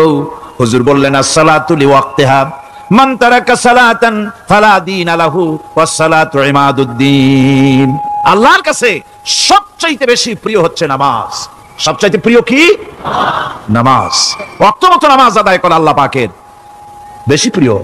আর এই নামাজ হচ্ছে দ্বীনের খুঁটি। এটা দ্বীনের কি খুঁটি? এই যে খুঁটিগুলো আছে, খুঁটিগুলো ফালাই দিলে তারপরে আপনার এই প্যান্ডেল থাকবে? থাকবে না। বিল্ডিং এর পিলার ভেঙে দেন, বিল্ডিং টিকবে? ঘরের খুঁটিগুলি উড়াই ফেলেন, ঘর টিকবে? টিকবে না। দ্বীনের খুঁটি হচ্ছে নামাজ। লা দীনা লিমান লা সালাতা লাহু, যার কাছে দ্বীন নাই, যার কাছে নামাজ নাই, তার কাছে কি নাই? দ্বীন নাই, ঈমান নাই। আল্লাহর নবী বলেছেন, ওয়ান জাবির রাদিয়াল্লাহু তাআলা আনহু قال قال رسول الله صلى الله عليه وسلم বাইনাল আবদি ওয়া বাইনাল কুফরি তারকুস সালাত। আল্লাহ পাকের নবী বলেন, আল্লাহর বান্দার মুমিন, আল্লাহর বান্দার কাফের, দুইজনের মধ্যে পার্থক্য হলো যে ব্যক্তি নামাজ পড়ে সে আল্লাহর গোলাম, যে নামাজ পড়ে না সে কাফের হয়ে গেল। যে নামাজ পড়লো না সে কাফের হয়ে গেল। মান তারাকা সালাতান মুতাআম্মিদান ফাকাদ কাফারা, যে ব্যক্তি ইচ্ছে করে নামাজ ছেড়ে দিল সে কাফের হয়ে গেল। বলেন নাউযুবিল্লাহি মিন যালিক। এই জন্য নামাজ আদায় করা বাধ্যতামূলক প্রত্যেকটি মুসলমানের জন্য। রাসূল করিম সাল্লাল্লাহু আলাইহি সাল্লাম একটা দৃষ্টান্ত দিয়েছেন, কারো বাড়ির সামনে যদি একটা নাহার থাকে, একটা পুকুর থাকে, একটা খাল থাকে প্রবাহিত, এতে যদি ওই বাড়িওয়ালা দৈনিক 5 বার গোসল করে তাহলে তার গায়ে কি কোনো ময়লা থাকে? হুজুর, সাহাবীরা বললেন, না হুজুর, থাকে না। হুজুর বললেন, এটাই হলো নামাজের দৃষ্টান্ত। 5 ওয়াক্ত নামাজ যে আদায় করবে সেই গুনাহ থেকে আল্লাহ পাক তাকে পবিত্র করে দিবেন। সুবহানাল্লাহি ওয়া বিহামদিহি। আমার ভাইরা, নামাজ পড়লে পরে এক জুমা থেকে আর এক জুমা পর্যন্ত মানুষ যে সমস্ত গুনাহ করে, কবিরা গুনাহগুলি বাদে, শিরক আর কবিরা গুনাহগুলি বাদে যত গুনাহ আছে তার কাফারা হয়ে যায়। নামাজ যে সঠিকভাবে আদায় করবে, এই নামাজটা একটা কঠিন কাজ। নামাজটা কি কাজ? কে বলতেছেন এই কথা? আল্লাহ পাক। ওয়া ইন্নাহা লাকাবীরাতুন ইল্লা আলাল খাশিঈন। নামাজ একটা ভারী জিনিস, একটা কঠিন জিনিস। কাদের জন্য কঠিন নয়? যারা নাকি আল্লাহ পাককে ভয় করে। আল্লাযীনা ইয়াযুন্নুনা আন্নাহুম মুলাকু রাব্বিহিম ওয়া আন্নাহুম ইলাইহি রাজিউন। যারা নাকি একথা মনের ভিতরে ধারণা করে যে আল্লাহ রাব্বুল আলামিনের দরবারে আমার হাজির হওয়া লাগবে, মোলাকাত করা লাগবে, এই চিন্তা যারা করে তাদের জন্য নামাজ মোটেই কষ্টকর নয়, নামাজ মোটেই তাদের জন্য অসহনীয় নয়, বোঝা নয়, ভার নয়। তারা নামাজ আদায় ঠিকই করবে। এই জন্যে বিবি বাল বাচ্চা সকলকে নামাজের জন্য তাগিদ করতে হবে। যত ভাই এখানে এসেছেন নিজেরা পড়বেন, বিবি বাল বাচ্চাকে তাকিদ করবেন। আল্লাহ পাক বলছেন, ওয়ানজির আশীরাতাকাল আকরাবিন, তোমার নিকটবর্তী যারা আছে তাদেরকে তুমি আল্লাহর ভয় দেখাও। নামাজের জন্য তাদেরকে বলো, আল্লাহর ভয় তাদের অন্তঃকরণের মধ্যে সৃষ্টি করে দাও। এই নামাজ পড়তে হবে জামাতের সাথে। নামাজ পড়তে হবে কিছুর সাথে? জামাতের সাথে। রাসূল করিম সাল্লাল্লাহু আলাইহি ওয়াসাল্লাম বলছেন, হুজুরের কাছে, আল্লাহর নবীর কাছে, হযরত আবু হুরায়রা রাদিয়াল্লাহু তাআলা আনহু হাদিসটি বর্ণনা করেছেন, হুজুরের কাছে একজন অন্ধ লোক এলো। সেই অন্ধ লোক এসে বললেন, হুজুর, আমি তো চোখে দেখি না, জামাতের যে গুরুত্বের কথা আপনি বললেন, আমাকে কি রুখসত দেওয়া যায় নাকি? আমি অনেক সময় সাথী সঙ্গী পাই না, আমাকে কি রুখসত দেওয়া যায় নাকি? হুজুর বললেন, হ্যাঁ, তোমাকে রুখসত দেওয়া গেল। অন্ধ যখন হেরে যাচ্ছিলেন, নবীজি তাকে আবার ডাকলেন, ডেকে জিজ্ঞেস করলেন, অন্ধ, নামাজের মসজিদের আজান কি তোমার কানে যায়? বলে, হ্যাঁ, আমি আজান শুনি। হুজুর বললেন, আজানের জবাব দিবা, মসজিদে এসে জামাতে নামাজ পড়বা। একজন অন্ধকে রুখসত দেওয়া হয় নাই। মসজিদে আজান শোনার পর ঘরে বসে যদি নামাজ আদায় করেন, নামাজের হক আদায় হবে না। হুজুর সাল্লাল্লাহু আলাইহি ওয়াসাল্লাম বলেছেন, মসজিদে আজান হওয়ার পর যে ব্যক্তি ঘরে বসে নামাজ পড়ে, আমার ইচ্ছা হয় ঘরটা আগুন দিয়ে জ্বালায় দেই। কে বলতেছেন? রাহমাতুল লিল আলামিন বলতেছেন। রাহমাতুল লিল আলামিন বলতেছেন, ঘরের মধ্যে যদি মেয়ে লোক আর বাচ্চারা যদি না থাকতো, তাহলে আমার ইচ্ছা হয় আমি বলি, আগুন দিয়ে ঘরটারে জ্বালায় দাও। এই ঘরের মহব্বতেই তো সে বাইর হয় না। নামাজের এত বড় গুরুত্ব দেওয়া হয়েছে। আমার বন্ধুগণ, এই নামাজের জামাতি আল্লাহর নবী জীবনের শেষ নামাজ জামাতে আদায় করেছেন। জীবনের শেষ নামাজটাও জামাতে আদায় করলেন। তখন তার এমন অবস্থা, এত অসুস্থ, দাঁড়াতে পারেন না, হাঁটতে পারেন না। দুইজন সাহাবীর কাঁধের উপরে ভর করে তারপরে বহু কষ্ট করে মসজিদে গিয়ে নামাজ আদায় করেছেন। খুতবা দিয়েছেন, বললেন, খুতবা দিতে গিয়ে বললেন, আজ থেকে মসজিদে নববীর চতুর্দিকের সকলের দরজা বন্ধ হয়ে যাবে, শুধু আবু বকরের দরজাটা খোলা থাকবে। আল্লাহর নবী বললেন, আল্লাহ রাব্বুল আলামিন এই পৃথিবীতে তার এক বান্দাকে জাগতিক সব সম্পদ দিতে চেয়েছিলেন, কিন্তু সে বান্দা সব জাগতিক সম্পদকে উপেক্ষা করে মাবুদের সঙ্গে দেখা করা বেশি জরুরি, বেশি পছন্দ মনে করেছেন। এতটুকুন কথা নবীজি বললেন, কেউ কিছু বুঝতো না। হযরতে আবু বকর রাদিয়াল্লাহু তাআলা আনহু হুজুরের এই কথা শুনে কাঁদতে কাঁদতে তিনি অস্থির হয়ে যাচ্ছেন। সাহাবীরা চিন্তা করলেন, হুজুর কান্না কার কথা বলেছেন, তাতে কান্নার কি আছে? বয়োবৃদ্ধ, জ্ঞান বৃদ্ধ হযরতে আবু বকর রাদিয়াল্লাহু তাআলা আনহু বুঝতে পেরেছেন এই পৃথিবীর সব সম্পদ তো আল্লাহ হুজুরকেই দিতে চেয়েছিলেন। তিনি সমস্ত সম্পদকে উপেক্ষা করে তার মাবুদের সঙ্গে দেখা করার জন্য প্রস্তুতি নিয়েছেন। তার মানে হলো আল্লাহর নবীর বিদায় হয়ে যাবেন, আমরা নবী থেকে এতিম হয়ে যাব। নবীজি ঘরের মধ্যে প্রবেশ করলেন, প্রচন্ড জ্বর এলো। এই প্রচন্ড জ্বর নিয়ে তিনি শুয়ে আছেন, কখনো বেহুশ, কখনো হুশ। এর মধ্যে সারাজান হয়ে গেল। সাহাবীরা বহুক্ষণ অপেক্ষা করে হযরত আবু বকরের ইমামতিতে নামাজ শুরু করলেন। হুজুরের হুশ এলো, প্রশ্ন করলেন, আয়েশা রে, এখন কোন সময়? হযরত আয়েশা বলেন, ইয়া রাসূলুল্লাহি, মসজিদে নববীতে নামাজ শুরু হয়ে গেছে। সাহাবীরা অনেকক্ষণ অপেক্ষা করে আমার বাবার ইমামতিতে নামাজ পড়তেছে সবাই, কিন্তু সাহাবীরা কেঁদে কেঁদে নামাজের মধ্যেই কাঁদতে কাঁদতে অস্থির হয়ে যাচ্ছে। তাদের মনের ধারণা হয়েছে নবীজির পেছনে নামাজ পড়ার কিসমত থেকে তারা মাহরুম হয়ে গেল। নবীজি বলেন, আয়েশা দরজা খুলে দাও আর আমার মাথাটা একটু উঁচু করে ধরো, আমি একটু নামাজের দৃশ্যটা দেখি। দরজা খুলে দেওয়া হলো, নবীজির মাথা উঁচু করে ধরা হলো। নামাজের জামাতের দৃশ্য দেখে নবীজি আবার শুয়ে পড়লেন। হযরত মা আয়েশা লক্ষ্য করে দেখেন নবীজির দুই চোখের কোণা দিয়া পানি পড়তেছে। মা আয়েশা জিজ্ঞেস করেন, ইয়া রাসূলুল্লাহ, হে নামাজের দৃশ্য দেখে চোখে কেন পানি এলো? হুজুর বলেন, আয়েশা রে, এটা কোনো দুঃখের পানি নয়, এটা তৃপ্তির পানি। এই যে জামাত নামাজ পড়তেছে লোকেরা, এই জামাত কায়েমের জন্য তায়েফের ময়দানে অনেক রক্ত আমার ঝরেছে। উহুদের ময়দানে দান্দান মুবারক শহীদ হয়েছে, সাহাবায়ে কেরাম জীবন দিয়েছে। এই যে জামাত আমি দেখতে পেলাম, ভবিষ্যতের একটা ছবি যেন চোখে ধরা পড়লো। আমার মনে হলো কিয়ামত পর্যন্ত এই পৃথিবীতে আমার যত উম্মত আসবে তারা এইভাবে করে জামাতে নামাজ আদায় করবে। নবীজি মাথার কাছে মালাকুল মউত যখন এসে গেছেন, আমার ভাইরা, এই পৃথিবীতে যত নবীরা এসেছিলেন মৃত্যুর সময় সমস্ত নবীরা শেষ কথা যেটা বলেছেন, হাদিস, সমস্ত নবীরা উম্মতের জন্য মৃত্যুর মুহূর্তে শেষ কথা যেটা বলেছেন সেটা হলো আসসালাত, আসসালাত, নামাজ, নামাজ।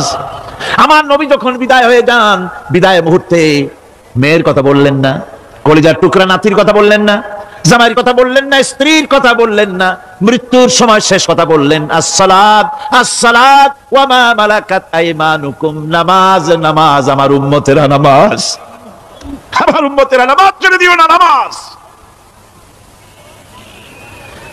যেই নবী উম্মতের জন্য এত কাঁদলেন, নামাজের জন্য এত কথা বলে গেলেন, আল্লাহ রাব্বুল আলামিন নামাজের জন্য এত নির্দেশ করলেন, নবীজি ইন্তেকালের সময় নামাজের কথা বলে দিলেন, সেই মুসলমান আজ নামাজ আদায় করে না। নামাজ পড়ে তো নামাজ শুদ্ধ হয় না। হযরতে হুযায়ফা রাদিয়াল্লাহু তাআলা আনহু তিনি একবার ইয়েমেন সফর করেছিলেন, এক মসজিদে নামাজ পড়লেন। একজনকে তিনি নামাজ পড়তে দেখলেন, নামাজ পড়তে দেখে তিনি অপেক্ষা করলেন। লোকটার নামাজ হয়ে যাওয়ার পর তিনি প্রশ্ন করলেন, আল্লাহর বান্দা, তুমি কতদিন এরকমের নামাজ পড়তেছো? তিনি বললেন, প্রায় 40 বছর তো হবে আমি এরকম নামাজ পড়তেছি। হযরতে হুযায়ফা বলেন, তুমি কি আমারে চেনো? কয়, না, চিনি না। হযরত হুযায়ফা বললেন, আল্লাহর বান্দা শোনো, আমি হচ্ছি আল্লাহর নবী মুহাম্মদুর রাসূলুল্লাহ সাল্লাল্লাহু আলাইহি ওয়াসাল্লামের সাহাবী হুযায়ফা। ও আল্লাহর বান্দা, তুমি যেভাবে নামাজ পড়েছো এইরকম যদি 40 বছর নামাজ পড়ে থাকো, আল্লাহর কসম করে বলি, নবীজি যে নামাজ শিখাইছেন তোমার সে নামাজ হয় নাই, রাসূলুল্লাহ নামাজ হয় নাই। নামাজ পড়লেই হবে না, রাসূলুল্লাহ বলেছেন সাল্লু কামা রাআইতুমুনি উসাল্লি, নামাজ পড়ো সেইভাবে যেভাবে আমারে পড়তে রাখো। বিশ্বাস করুন ভাইরা, নামাজ যদি না হয়, হরতাল করিয়া, মিছিল করিয়া, বিক্ষোভ করিয়া, যে কোনো আন্দোলন করে ইসলামকে বিজয়ী করা যাবে না যতক্ষণ পর্যন্ত নামাজ সহি না হবে। নামাজ হচ্ছে ফাউন্ডেশন, নামাজ নাই কিচ্ছু নাই। ঠুকঠাক করে দুইটা সেজদা দিয়ে উঠে যাবেন, আপনার ইসলামী আন্দোলনের 4 পয়সার দাম নাই। নামাজ আগে, জিহাদের ময়দানেও নামাজ, যেখানে আছেন ওখানেই নামাজ পড়তে হবে, আর তা পড়তে হবে আদবের সাথে, মহব্বতের সাথে। আপনারা বিরক্ত হচ্ছেন না তো? নামাজ, নামাজ, এই নামাজ হচ্ছে মুসলমানদের সবচেয়ে বড় জিনিস। নামাজ হয় না, নামাজ যত পড়া হয় অধিকাংশ নামাজ হয় না। নামাজের ভিতরে তাদিল আর কাম, তাদিল করা ওয়াজিব। যতক্ষণ দাঁড়িয়ে থাকবেন, রুকুতে থাকবেন, যতক্ষণ দাঁড়ায় থাকবেন ততক্ষণ অন্তত এক তাসবিহ পরিমাণ তো বটেই। যদি তা না হয়, রুকুত থেকে দাঁড়ালেন, সেজদায় চলে গেলেন, ওয়াজিব তরক হলো, সো সেজদা দিলেন না, নামাজ ফাসিদ হয়ে গেল, নষ্ট হয়ে গেল নামাজ। এটা পাগলামি না, নামাজ সহিভাবে আদায় করতে হবে। নামাজ থেকে দাঁড়াবেন, রুকুত থেকে দাঁড়ায় গেলেন, বলবেন রব্বানা লাকাল হামদ, রব্বানা লাকাল হামদ হামদান কাসীরান তাইয়িবান মুবারাকান ফিহি। একজন সাহাবী এই দোয়াটা পড়ছিলেন। নামাজ শেষ করে আল্লাহর নবী প্রশ্ন করলেন, নামাজের ভিতরে অতিরিক্ত এই কথাগুলি কে বলেছো? সাহাবী ভয় পেয়ে গেলেন। ভয় ভয় তিনি বললেন, হুজুর আমি বলেছি। হুজুর বললেন, তুমি জানো না আমি নবী, তুমি নবী না, আমি যা দেখি তুমি দেখতে পাও না। তুমি যখন এই দোয়াটা পড়তেছিলে আমি লক্ষ্য করেছিলাম আল্লাহর রহমতের ফেরেশতারা প্রতিযোগিতা করতেছিল তোমার আমলনামায় কে কত বেশি নেকি লিখবে। রুকুতে দাঁড়ায়া এটা পড়বেন, সেজদায় চলে যাবেন, 2 সেজদার মাঝখানে ততক্ষণ বসে থাকবেন যতক্ষণ একটা সেজদার ভিতরে ছিলেন। পড়বেন আল্লাহুম্মা গফিরলি ওয়ারহামনি ওয়াহদিনি ওয়াআফিনি ওয়ারযুকনি। নামাজের মধ্যে দোয়া করতেছেন, আল্লাহ আমারে ক্ষমা করে দাও। সব দোয়া সব হুজুরের, আমাকে ক্ষমা করো, আমাকে হেদায়েত দাও, আমাকে সুস্থ করো, আমাকে রহম করো, আমাকে রিজিক দাও। সুবহানাল্লাহ। নামাজের ভিতরে দোয়া কবুলের সময়, নামাজের সিজদার ভিতরে দোয়া কবুল হয়। এইভাবে করে রাসূল করিম সাল্লাল্লাহু আলাইহি ওয়াসাল্লামের নামাজটা কেমন হাক্কানি উলামাদের কাছ থেকে জেনে নেবেন। যেহেতু হুজুর বলেছেন সাল্লু কামা রাআইতুমুনি উসাল্লি, নামাজ পড়ো সেইভাবে যেভাবে আমাকে পড়তে রাখো। নামাজের ভিতরে একাগ্রতা লাগবে, ভালোবাসা লাগবে, ভয় লাগবে, মুহাব্বত লাগবে। পরিপূর্ণ সময় নিয়ে শান্তিপূর্ণভাবে নামাজ পড়তে হবে। আর যত তাড়াহুড়া সব হচ্ছে নামাজের মধ্যে, ঠিক কিনা ভাইরা? রাসূল করিম সাল্লাল্লাহু আলাইহি ওয়াসাল্লামের যে নামাজ, হুজুর যেভাবে নামাজ পড়েছেন হাদিসে যা পাওয়া যায়, হাদিসে বুখারীতে সব আছে, দেখে নেবেন, সেইভাবে নামাজটা আদায় করে নেবেন। কিয়ামতের দিন আল্লাহ রাব্বুল আলামিন সর্বপ্রথম বান্দাকে প্রশ্ন করবেন কি? বুখারী শরীফে এসেছে, আন আবি হুরায়রা রাদিয়াল্লাহু তাআলা قال سمعت رسول الله صلى الله عليه وسلم يقول انما يحاسب به العبد يوم القيامه من عمله صلاته। বুখারী শরীফের হাদিস, আল্লাহ রাব্বুল আলামিনের নবী বলেন, হযরত আবু হুরায়রা হাদিসখানা বর্ণনা করেছেন, তিনি বলেন যে আমি রাসূলের মুখে শুনেছি কিয়ামতের দিন আল্লাহ রাব্বুল আলামিন সর্বপ্রথম তার বান্দার কাছে প্রশ্ন করবেন, বান্দা নামাজ আদায় করেছিলি কিনা? নামাজ সর্বপ্রথম প্রশ্ন। যেরকম সর্বপ্রথম প্রশ্ন কি? নামাজ। এই নামাজ আপনার বাচ্চাদেরকে যখন 7 বছর বয়স হবে নামাজের হুকুম করবেন। 10 বছরে নামাজ না পড়লে প্রহার করতে বলা হয়েছে। নামাজের জন্য কড়াকড়ি করতে হবে। পুরুষ নারী মেয়েদের মাসের ভিতরে কখনো কখনো তাদের যে সমস্ত মাসলা মাসাইল আছে সেই অনুযায়ী কখনো তাদের ক্ষমা আছে, বাকি তাদের নামাজ পড়তে হবে। আর পুরুষের জন্য পাগল হয়ে যাওয়া, বেহুশ হয়ে যাওয়া ছাড়া নামাজ মাপ নাই, নামাজ পড়তেই হবে। এই যে নামাজ না হলে ঈমান থাকবে না, ঈমান নষ্ট হবে, কিয়ামতে জাহান্নামে যাওয়া লাগবে। এসব কথা শোনার পর আজকের তাফসীরুল কোরআন মাহফিলে আমরা কি ওয়াদা করতে পারি যে আমরা মালাকুল মউত যতক্ষণ পর্যন্ত আমাদের মাথার কাছে না আসবে নামাজ ছেড়ে দেব না? এই ওয়াদা কি করতে পারি? 2 হাত উঁচু করুন, বলেন ইয়া আল্লাহ, আমি তোমার নামে শপথ করছি যতদিন মালাকুল মউত আমার মাথার কাছে না আসতেছে ততদিন পর্যন্ত ফরজ নামাজ, ফরজ রোজা ছেড়ে দেব না। কোন এতিম যেন বলতে না পারে নবীজি আমার ব্যাপারে কি বলবেন, আমি তো এতিম মানুষ, আর তিনি আমার ব্যাপারে কিভাবে আমার দরদ বুঝবেন। নবীজিকে আল্লাহ পাক কেমন এতিম বানালেন, সমস্ত দুনিয়ার এতিমদের সরদার বানালেন। মায়ের পেটে যখন তিনি ছিলেন 6 মাসের সময় মায়ের পেটে থাকাকালীন বাপের এতিম হয়ে গেলেন। যখন প্রসব বেদনা শুরু হয়েছে মায়ের, দুনিয়ায় যখন তিনি আসবেন, হযরতে আমেনা ঘরের ভিতরে বসে তার অবস্থাটা কি? এই সন্তান পৃথিবীতে আসতে পারে, যিনি সবচাইতে বেশি খুশি হবেন তিনি তো আজ দুনিয়ায় নাই। মনের ভিতরে কত কষ্ট। আল্লাহ রাব্বুল আলামিন তার হাবিবকে দুনিয়া আনলেন। রাসূলের দাদা ঘরের সামনে তাঁবুর সামনে দাঁড়ায়া তায়েফ থেকে আগত সাদিয়া গোত্রের লোকদেরকে বলতেছেন, এই ঘরের ভিতরে একটা এতিম বাচ্চা আছে, বেশি টাকা করি দেওয়া যাবে না, যদি দয়া হয়ে নিয়ে যাও। গরিব মানুষ, এতিম মানুষ দেখে শুনে কেউ আর নিতে চায় না। সবশেষে এলেন ভাগ্যবতী মেয়ে, ভাগ্যবতী মহিলা হযরতে হালিমাতুস সাদিয়া। তিনি এসেছেন, কোনো ছেলে পেলে পায় নাই, সকলের শেষে তিনি এসেছেন। আব্দুল মুত্তালিব বলছেন, এই ঘরের মধ্যে একটা এতিম বাচ্চা আছে, দয়া হলে নিয়ে যেতে পারো। তিনি স্বামীর সঙ্গে পরামর্শ করলেন, এরপরে বললেন যদি দেখতে অন্তত ভালো হয়, মন যদি ভালো লাগে নিয়ে যাব, একেবারে খালি হাতে ফিরে যাওয়ার চাইতে তো ভালো। হযরতে হালিমা বলেন, আমি ঘরের মধ্যে প্রবেশ করলাম, মা আমেনার কোল থেকে শিশু মুহাম্মদ সাল্লাল্লাহু আলাইহি ওয়াসাল্লামকে যখন আমি কোলে নিলাম, আমি হুজুরের চেহারার দিকে নজর করে দেখলাম, আমার কাছে মনে হলো যেন পূর্ণিমার চাঁদটা আমার কোলে ধরা দিয়েছে। রাসূল কি শিশু মুহাম্মদ সাল্লাল্লাহু আলাইহি ওয়াসাল্লাম কি যখন নিয়ে বাড়ির দিকে রওনা হলাম, যে গাধা আমার সকলের পেছনে এসেছে সেই গাধা এখন সকলের আগে ছুটে চলে যায়। এরপরে বাড়ি যখন নিয়ে গেলাম, কুয়ায় পানি বাড়লো, গাছে ফসল বাড়লো, খেজুর গাছে খেজুর বাড়তে লাগলো, জমিনে ফলন বেড়ে গেল। রাসূলের দুধ বোন সাইমা রাসূলকে নিয়ে মুহাম্মদ সাল্লাল্লাহু আলাইহি ওয়াসাল্লাম তাকে দোলনা নিয়ে দোল দিতেছে। কি আশ্চর্য অবস্থা! সাইমা তাকে দোল দিচ্ছে আর বলতেছে, বেঁচে থাকুক মুহাম্মদ সাল্লাল্লাহু আলাইহি ওয়াসাল্লাম, সে দীর্ঘজীবী হোক। কবি লিখতেছেন, কি আশ্চর্য কথা, বেদুইন বালিকা কারে নিয়ে দোল দেয় সে কি তা জানে? বিশ্বনবী মুহাম্মদ রাসূলুল্লাহ সাল্লাল্লাহু আলাইহি ওয়াসাল্লাম এভাবে এতিম অবস্থায় জীবন তার শুরু হলো। যখন তিনি ফিরে এলেন 6 বছর বয়সের সময়, যখন মায়ের কাছে তিনি ফিরে এসেছেন, প্রতিদিন তিনি খেলা দেখতে যান ময়দানে। ইতিহাসের মধ্যে লেখা হয়েছে, মা প্রতিদিন সন্ধ্যার সময় তাকে ফিরে পান। আজকে সন্ধ্যা হয়ে গেছে, শিশু মুহাম্মদ সাল্লাল্লাহু আলাইহি ওয়াসাল্লাম বাড়ি ফেরেন না। কারণ কি, কেন বাড়ি ফেরে না? সন্ধ্যার দিকে তিনি চলে গিয়েছেন পাহাড়িয়া ময়দানে, যে দেখেন ধুধু করতেছে, চতুর্দিকে সন্ধ্যা হয়ে গেছে, অন্ধকার হয়ে গেছে, কোনো ছেলে পেলে নাই, কেউ নাই। পাহাড়ের পাদদেশে বসে শিশু মুহাম্মদ সাল্লাল্লাহু আলাইহি ওয়াসাল্লাম কাঁদতেছেন। মা প্রশ্ন করলেন, বাবারে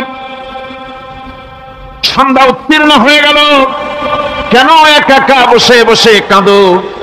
তিনি বলছেন, মা জি, আজ কদিন খেলা দেখতে আসলাম ময়দানে, প্রতিদিন দেখি যখন সন্ধ্যা হয়ে যায় মুরব্বী শ্রেণীর কিছু লোক আসে, ছেলেকে নাম ধরে ডাক দেয়, ছেলেরা দৌড়ে তার বাবার কাছে চলে যায়, আর বাবা ছেলেকে কোলে নিয়ে মুখে চুমা দিয়া বাড়ির দিকে নিয়ে যায়। আমি আজ কদিন পর্যন্ত এই ময়দানে এলাম, কোনদিন সন্ধ্যা বেলায় তো কেউ এসে আমাকে মুহাম্মদ বলে একটা ডাক দিল না। আমার আব্বা কি নাই? আল্লাহ রাব্বুল আলামিন বলেন, আলাম ইয়াজিদকা ইয়াতীমান ফাআওয়া। এরকম এতিম অবস্থায় পেয়ে আমি কি আপনাকে আশ্রয় দেই নাই? আপনাকে আমি পেয়েছি এতিম অবস্থায়, এরপরে আমি আপনারে আশ্রয় দিলাম। ওয়া ওয়াজাদাকা দান্নান ফাহাদা। এরপরে আমি আপনাকে পথ হারা পেলাম, আমি আপনাকে পথের দিশা দিয়া দিলাম। ওয়াজাদাকা আইলান ফাআগনা।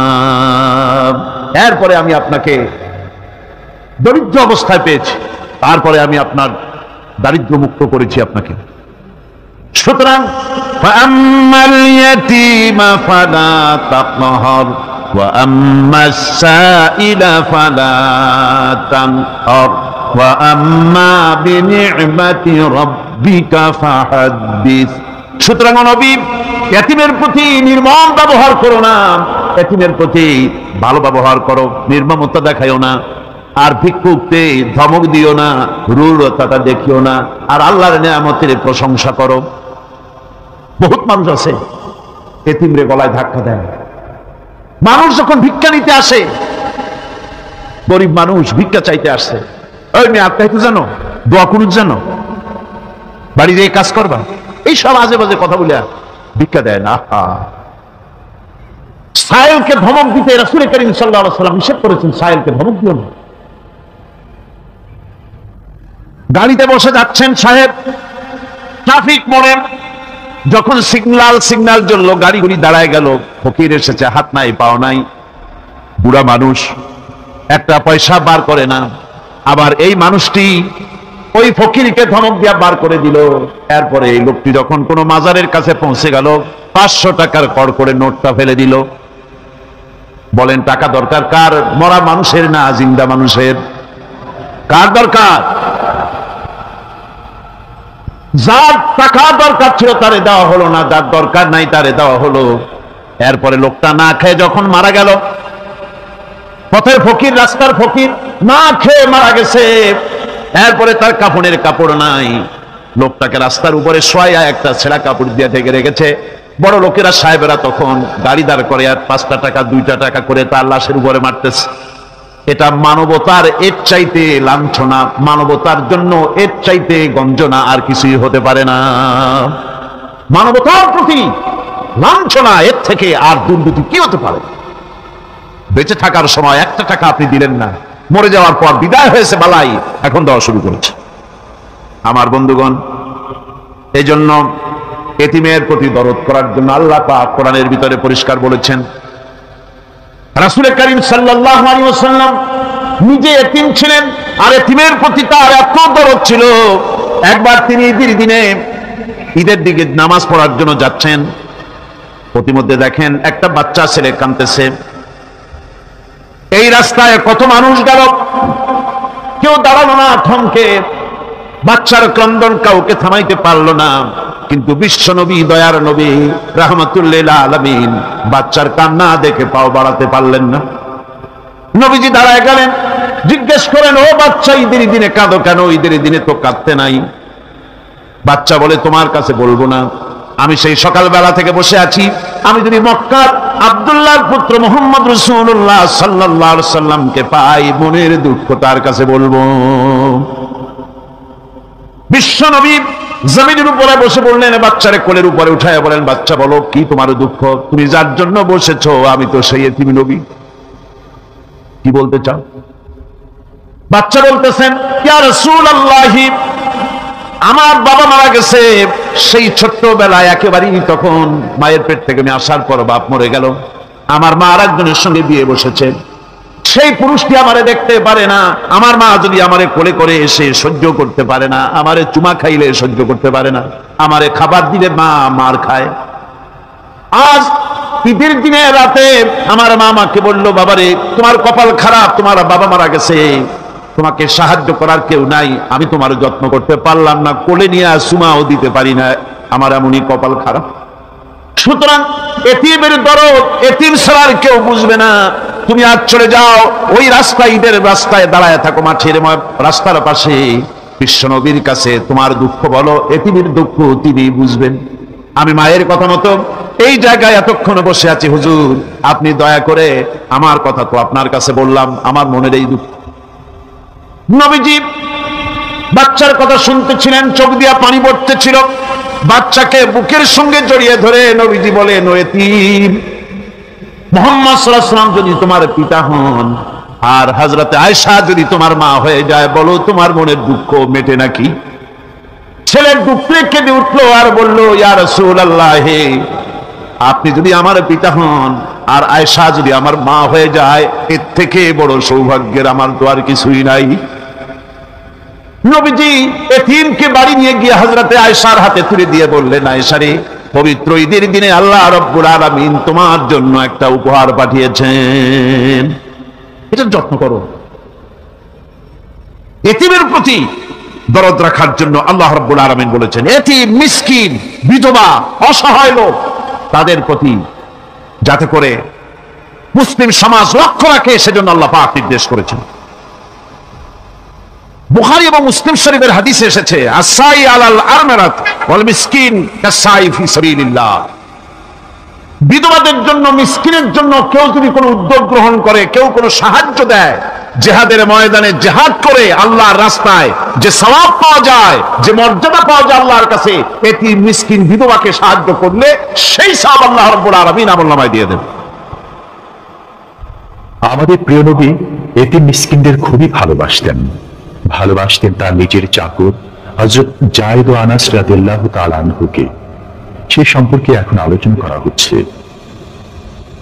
তার চরিত্রই প্রমাণ করে নবীদেরকে বায়নাত দেওয়া হয়েছে, এমন চরিত্র আচার আচরণ দেওয়া হয়েছে যাতে করে লোকেরা অভিভূত হয়ে যায়, আকৃষ্ট হয়ে যায়। হযরতে যায়েদ তিনি তো কৃতদাস ছিলেন, হারায় গেলেন বাপ মা থেকে, আর এরপরে কুদরতকারে মুহাম্মদ সাল্লাল্লাহু আলাইহি ওয়াসাল্লামের ঘরে উঠায় দিল। তিনি তখন আল্লাহর নবী, তখন নবুয়তের দায়িত্ব পান নাই। যায়েদের পিতার কাছে খবর হয়ে গেল যায়েদ আছে রাসূলের বাড়িতে, মুহাম্মদ সাল্লাল্লাহু আলাইহি ওয়াসাল্লামের বাড়ি। মক্কায় তারা এসে হুজুরের সঙ্গে দেখা করে বললেন, মুহাম্মদ সাল্লাল্লাহু আলাইহি ওয়াসাল্লাম, জানতে পেরেছি আপনার কাছেই আমাদের ছেলে যায়েদ আছে, মেহেরবানি করে তাকে আমাদেরকে ফিরায় দেন। হুজুর বলেন, যায়েদ যদি তোমাদেরকে চিনতে পারে আর যদি যেতে চায়, আমার পক্ষ থেকে কোনো আপত্তি নাই, অবশ্যই যাবে। তবে যায়েদ যদি যেতে না চায়, আমি এমন লোক নই যে কেউ আমার কাছে থাকতে চাইলে আমি জোর করে তাকে ছেড়েও দিতে পারি না, আমি তেমন লোক নই। এটা বললেন, আপনি অবশ্যই যুক্তিপূর্ণ কথা বলেছেন। হযরতে যায়েদ কানা হলো। হুজুর বললেন, তুমি কি চেনো এদেরকে? যায়েদ বললেন, চিনি, ইনি আমার বাবা, উনি আমার চাচা। যায়েদের পিতা বলেন, বাবারে বাড়ি চলো, তোমার মা কেঁদে কেঁদে হয়রান, চলো বাড়ি যাই, বাড়ির যা কিছু আছে সব তোমাকে ফিরিয়ে দেওয়া হবে। হযরতে যায়েদ বলতেছেন, পিতা, বাড়িতে যা আছে তাই শুদ্ধ, তামাম দুনিয়াটা যদি আমারে দেওয়া হয়, এই লোকটির কাছে থেকে যে ব্যবহার পেয়েছি, আমি এই লোকের কদম ছেড়ে যেতে পারি না। তার চরিত্রই প্রমাণ করে তিনি নবী, কি ব্যবহারটা পেয়েছেন। হযরত আনাস রাদিয়াল্লাহু তাআলা ছোট মানুষ, 8 বছর বয়সের সময় হুজুরের খাদেম হয়ে হুজুরের বাড়িতে আসলেন। আচ্ছা, 8 বছর বয়সের কিশোর ভুল তো করতেই পারে, গরম পানি চাইলে ঠান্ডা পানি এনে দেবে, স্যান্ডেল চাইলে জুতো আনবে, বিছানা বিছাইতে বললে উঠাই দেবে, এটা স্বাভাবিক। কিশোর মানুষ, ছোট মানুষ। এবার শুনুন, বায়নাত কারে বলে? নবীদের বায়নাত আল্লাহ যে দিয়েছেন সেটা কি জিনিস? সেটা হলো উন্নত মানের চরিত্র, আর ব্যবহার, ওঠা বসা যা দেখলে মানুষ বুঝতে পারে তিনি আল্লাহর নবী। হযরতে আনাসের মুখে শুনুন, হযরতে আনাস রাদিয়াল্লাহু তাআলা বলেন, একাধিক ক্রমে টানা 10টি বছর রাসূলের খেদমতের ভিতরে নিয়োজিত ছিলাম। 10টি বছরের ভিতরে একটা দিনের জন্য নবীজি আমাকে ধমক দিয়ে কথা বলেন নাই। ধমক দিলেন না আমাদের, এটা করছো কেন, এটা করো নাই কেন? সুবহানাল্লাহ ওয়া বিহামদিহি। গোটা পৃথিবী, সমস্ত মুমিন মুসলমানদের, পুরুষ আর নারীদের জীবন, কলিজা, রক্ত রাসূলের কদম মোবারক উৎসর্গ হয়ে যায়। মহান রব্বুল আলামিনের কাছে তার হাবিব রাসূলুল্লাহ সাল্লাল্লাহু আলাইহি ওয়াসাল্লামের ছিল বিশেষ মর্যাদা। আসুন আমরা সে সম্পর্কে আলোচনা শুনি। আমার ভাইরা, রাসূল পাক সাল্লাল্লাহু আলাইহি ওয়াসাল্লাম আল্লাহর নবী এমন এক মহান সত্তা ছিলেন যে তিনি দোয়া আল্লাহর দরবারে হাত উঁচু করতে দেরি আছে, কিন্তু দোয়া কবুল হতে দেরি নাই। হিজরত করে মদিনায় এসেছেন, নামাজ পড়তে দিল চায়, কাবা শরীফের দিকে ফিরে যদি নামাজ পড়তে পারতাম দিলটা বড় ভালো লাগতো, কিন্তু হাত উঁচু করে মোনাজাত করতেছেন না, আল্লাহর কাছে বলতেছেন না যে আল্লাহ তুমি আমার কিবলাটা বাইতুল মুকাদ্দাস থেকে ফিরাইয়া মক্কা শরীফে বাইতুল্লাহর দিকে ফিরাই দাও। মুখেও বলতেছেন না, মনেও না, শুধু আকাশের দিকে বারবার তাকাচ্ছেন, মোনাজাত করেন নাই। মনে মনে আশা পোষণ করতেছেন যদি এমন একটা ওহী নাযিল হয়ে যেত, আল্লাহ রাব্বুল আলামিন সঙ্গে সঙ্গে রাসূল যোহরের নামাজ পড়তেছিলেন, 2 রাকাত পড়া হয়ে গেছে, এমন সময় ওহী নাজিল হয়ে গেল, আদনারা তাকাল্লুবা ওয়াজহিকা ফিস সামা। ও নবী, আমি দেখতে পেয়েছি বারবার আপনি আকাশের দিকে তাকাচ্ছেন। সুবহানাল্লাহ, আমি দেখতে পেয়েছি। فَلَنُوَلِّيَنَّكَ قِبْلَةً تَرْضَاهَا فَوَلِّ وَجْهَكَ شَطْرَ الْمَسْجِدِ الْحَرَامِ। আর দেরি নাই, আপনার মনের আশা পুরো হয়ে গেছে, এক্ষুনি আপনার কিবলা পরিবর্তন করুন। হুজুর 2 রাকাত পড়েছিলেন বাইতুল মাকদাসের দিকে ফিরে, বাকি 2 রাকাত তিনি মক্কা শরীফের কাবা শরীফের দিকে ফিরলেন। আজও পর্যন্ত সেই মসজিদ আছে, সাক্ষ্য দিচ্ছে নবীর কথা কিভাবে মঞ্জুর হয়। মসজিদে কিবলা তাই মদিনা মুনাওয়ারায় সে মসজিদ আজও আছে। রাসূল পাক সাল্লাল্লাহু আলাইহি ওয়াসাল্লাম এত বড় মর্যাদা সম্পন্ন ব্যক্তিত্ব, মহান ব্যক্তিত্বের উম্মতের মধ্যে আল্লাহ আমাদের শামিল করেছেন। শুকরিয়া স্বরূপ আমরা পড়ি আলহামদুলিল্লাহ। জোরে সোরে পড়েন আলহামদুলিল্লাহ। আমার ভাইরা, মর্যাদা এত বেশি আল্লাহ রাসূলকে আল্লাহ রাব্বুল আলামিন দান করেছেন। এই পৃথিবীতে কোন মানুষের সঙ্গে যদি আপনি বেয়াদবি করেন, তিনি আপনার বাপ হোক, তিনি আপনার মা হন, অথবা আপনার ওস্তাদ হন, অথবা আপনার পীর হন, যে কেউ হোক না কেন, কারোর সঙ্গে যদি কোনো বেয়াদবি হয়ে যায় তো শুধু একটা বেয়াদবি ছাড়া আর কিছুই না। কিন্তু নবীজির সঙ্গে যদি কেউ বেয়াদবি করে, সেটা শুধু বেয়াদবি থাকে না, কুফরি হয়ে যায়। কি হয়ে যায়? কুফরি হয়ে যায়। রাসূলুল্লাহকে কেউ তাওহীন করলে, অসম্মান করলে, সমালোচনা করলে কাফের হয়ে যায়। যারা বলেন কি হয়ে যায়? কত বড় মর্যাদা! রাসূল পাক সাল্লাল্লাহু আলাইহি ওয়াসাল্লাম, তার সামনে সাহাবায়ে কেরাম বসা, হুজুর কথা বলছেন, সাহাবায়ে কেরাম তারাও কথা বলছেন। কথা বলতে বলতে এক পর্যায়ে সাহাবীদের গলার আওয়াজ বড় হয়ে গেল। হুজুরের গলার আওয়াজ শোনা যায় না, সাহাবীদের গলার আওয়াজটা বড় হয়ে গেল। আল্লাহ রাব্বুল আলামিন এতটুকু বরদাস্ত করলেন, আমার নবীর গলার আওয়াজের চাইতে তোমাদের আওয়াজ বড় হলো কেন? সঙ্গে সঙ্গে ওহী নাযিল হয়ে গেল। আল্লাহ রাব্বুল আলামিন বলেন, ইয়া আইয়ুহাল্লাযীনা আমানু লা তারফাউ আসওয়াতাকুম ফাওকা সাওতিন নবী। ও বিশ্বাসীরা, খবরদার, তোমরা যারা ঈমান এনেছো শোনো, তোমাদের গলার আওয়াজ যেন আমার নবীর গলার আওয়াজের চাইতে বড় না হয়ে যায়। যদি তা হয়, আনতাহবাতা আমালুকুম, জীবনের সমস্ত ভালো কাজগুলি আমি আল্লাহ বরবাদ করে দেব। আজ পর্যন্ত এই আয়াতে কারিমা রাসূল পাক সাল্লাল্লাহু আলাইহি ওয়াসাল্লামের রওজায়ে আতহারের সামনে সবুজ সাইনবোর্ডের উপরে সোনার অক্ষর দিয়ে এই আয়াতে কারিমা লেখা রয়েছে। সুবহানাল্লাহ। সর্বকালের, সর্বযুগের সর্বশ্রেষ্ঠ মহামানব, সর্বশ্রেষ্ঠ বিশ্বনবী, আল্লাহর পরে যার মর্যাদা, তিনি হচ্ছেন মুহাম্মদ রাসূলুল্লাহ সাল্লাল্লাহু আলাইহি ওয়াসাল্লাম। যেখানেই বলেছেন জাহান্নামের কথা, সাথে সাথে আবার আল্লাহ পাক বলেছেন জান্নাতের কথা।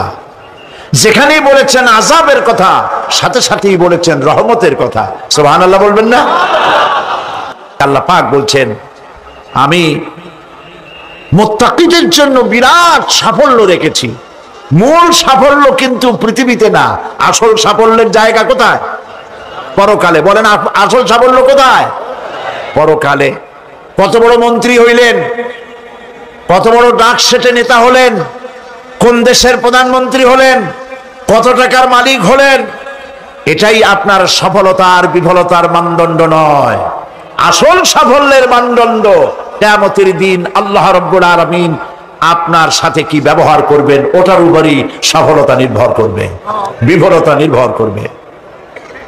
প্রিয় ভাই সব, কিয়ামতের সাফল্য শুধুমাত্র মুত্তাকিদের জন্য। কাদের জন্য বলুন? মুত্তাকিদের জন্য। আরবি ভাষায় তাকওয়া বলে একটি শব্দ আছে। এই তাকওয়া শব্দের অর্থ হচ্ছে বিরত থাকা, বেঁচে চলা, সতর্ক হওয়া এবং সাবধানে চলাফেরা করা। এটার নামই হচ্ছে তাকওয়া।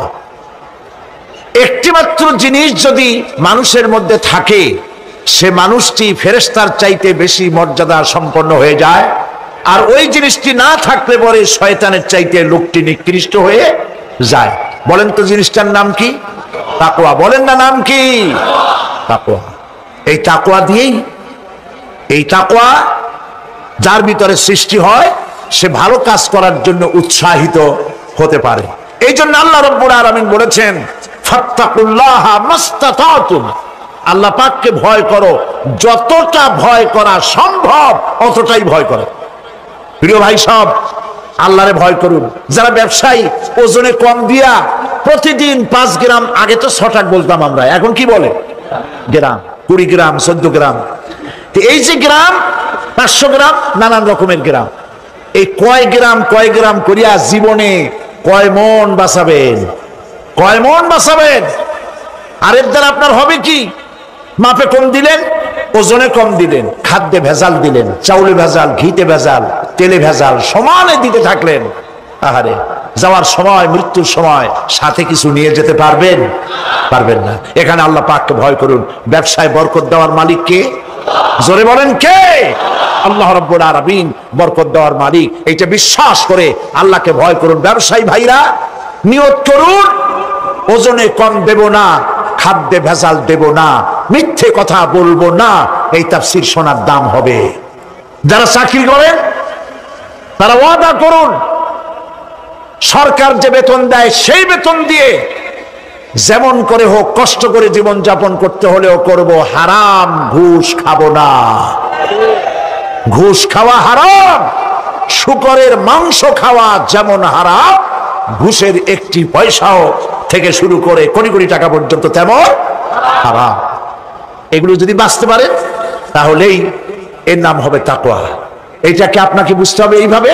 পুলিশ দেখে না, এন্টি করাপশন ডিপার্টমেন্ট দেখে না, গোয়েন্দা বিভাগের কেউ দেখে না, কিন্তু আল্লাহর চোখে ফাঁকি দেওয়া যাবে না। এটার নাম হলো তাকওয়া। এই আল্লাহকে ভয় যদি করতে পারি তাহলে পরিচয় হবে মুত্তাকি। আর কোরআন আসছে মুত্তাকিদের জন্য। ইবাদত করলে পরে তাকওয়ার সৃষ্টি হবে, রোজা রাখলে পরে তাকওয়ার সৃষ্টি হবে। আল্লাহকে ভয় করাটার নামই হলো তাকওয়া। এই তাকওয়া যারা করবে, আল্লাহরে ভয় করবে, সেই বান্দাদের জন্য আল্লাহ পাক বলছেন, ইন্নালিল মুত্তাকিনা মাফাজা, এই মুত্তাকিদের জন্যই রয়েছে বিরাট সাফল্য কিয়ামতের দিন। সুবহানাল্লাহ। আল্লাহ পাক এদেরকে জান্নাত দিবেন। কি দিবেন বলেন? এমন এক জান্নাত দিবেন, কোরআনে কারীমের মধ্যে আল্লাহ পাক এই পৃথিবীর বুকে যারা আরামের টাটকা সুখগুলি, আরামগুলি যারা বর্জন করে আল্লাহ রাব্বুল আলামিনকে বিশ্বাস করে যারা জীবন পরিচালনা করেছে, আল্লাহ পাক তাদের জন্য জান্নাত রেখেছেন। এবং তাদের জন্য বলছেন, সাবিকু ইলা মাগফিরাতিম মির রাব্বিকুম ওয়া জান্নাতিন আরদুহা কাআরদিস সামাই ওয়াল আরদ উইদ্দাত লিল্লাযীনা আমানু বিল্লাহি ওয়া রাসূলিহি।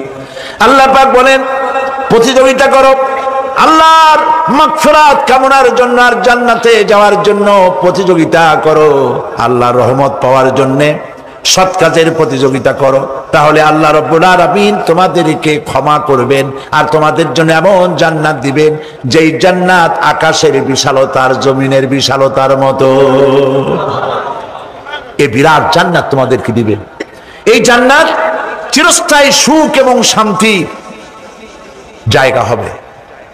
مثل الجنة التي وعد المتقون فيها أنهار من ماء غير آسن وأنهار من لبن لم يتغير طعمه। আল্লাহ পাক বলছেন, জান্নাত আল্লাহ পাক ওয়াদা করেছেন মুত্তাকিদের জন্য। আল্লাহ পাক জান্নাত দিবেন যে জান্নাতের ভেতরে রয়েছে মধুর প্রস্রবণ, রয়েছে দুধের প্রস্রবণ, রয়েছে সেখানে স্বচ্ছ পানীয় পানির প্রস্রবণ রয়েছে। এই সুন্দর জান্নাত, ঝর্ণা ধারা আল্লাহ পাক সৃষ্টি করেছেন, বাগ বাগিচা দিয়ে ভরে রেখেছেন জান্নাত।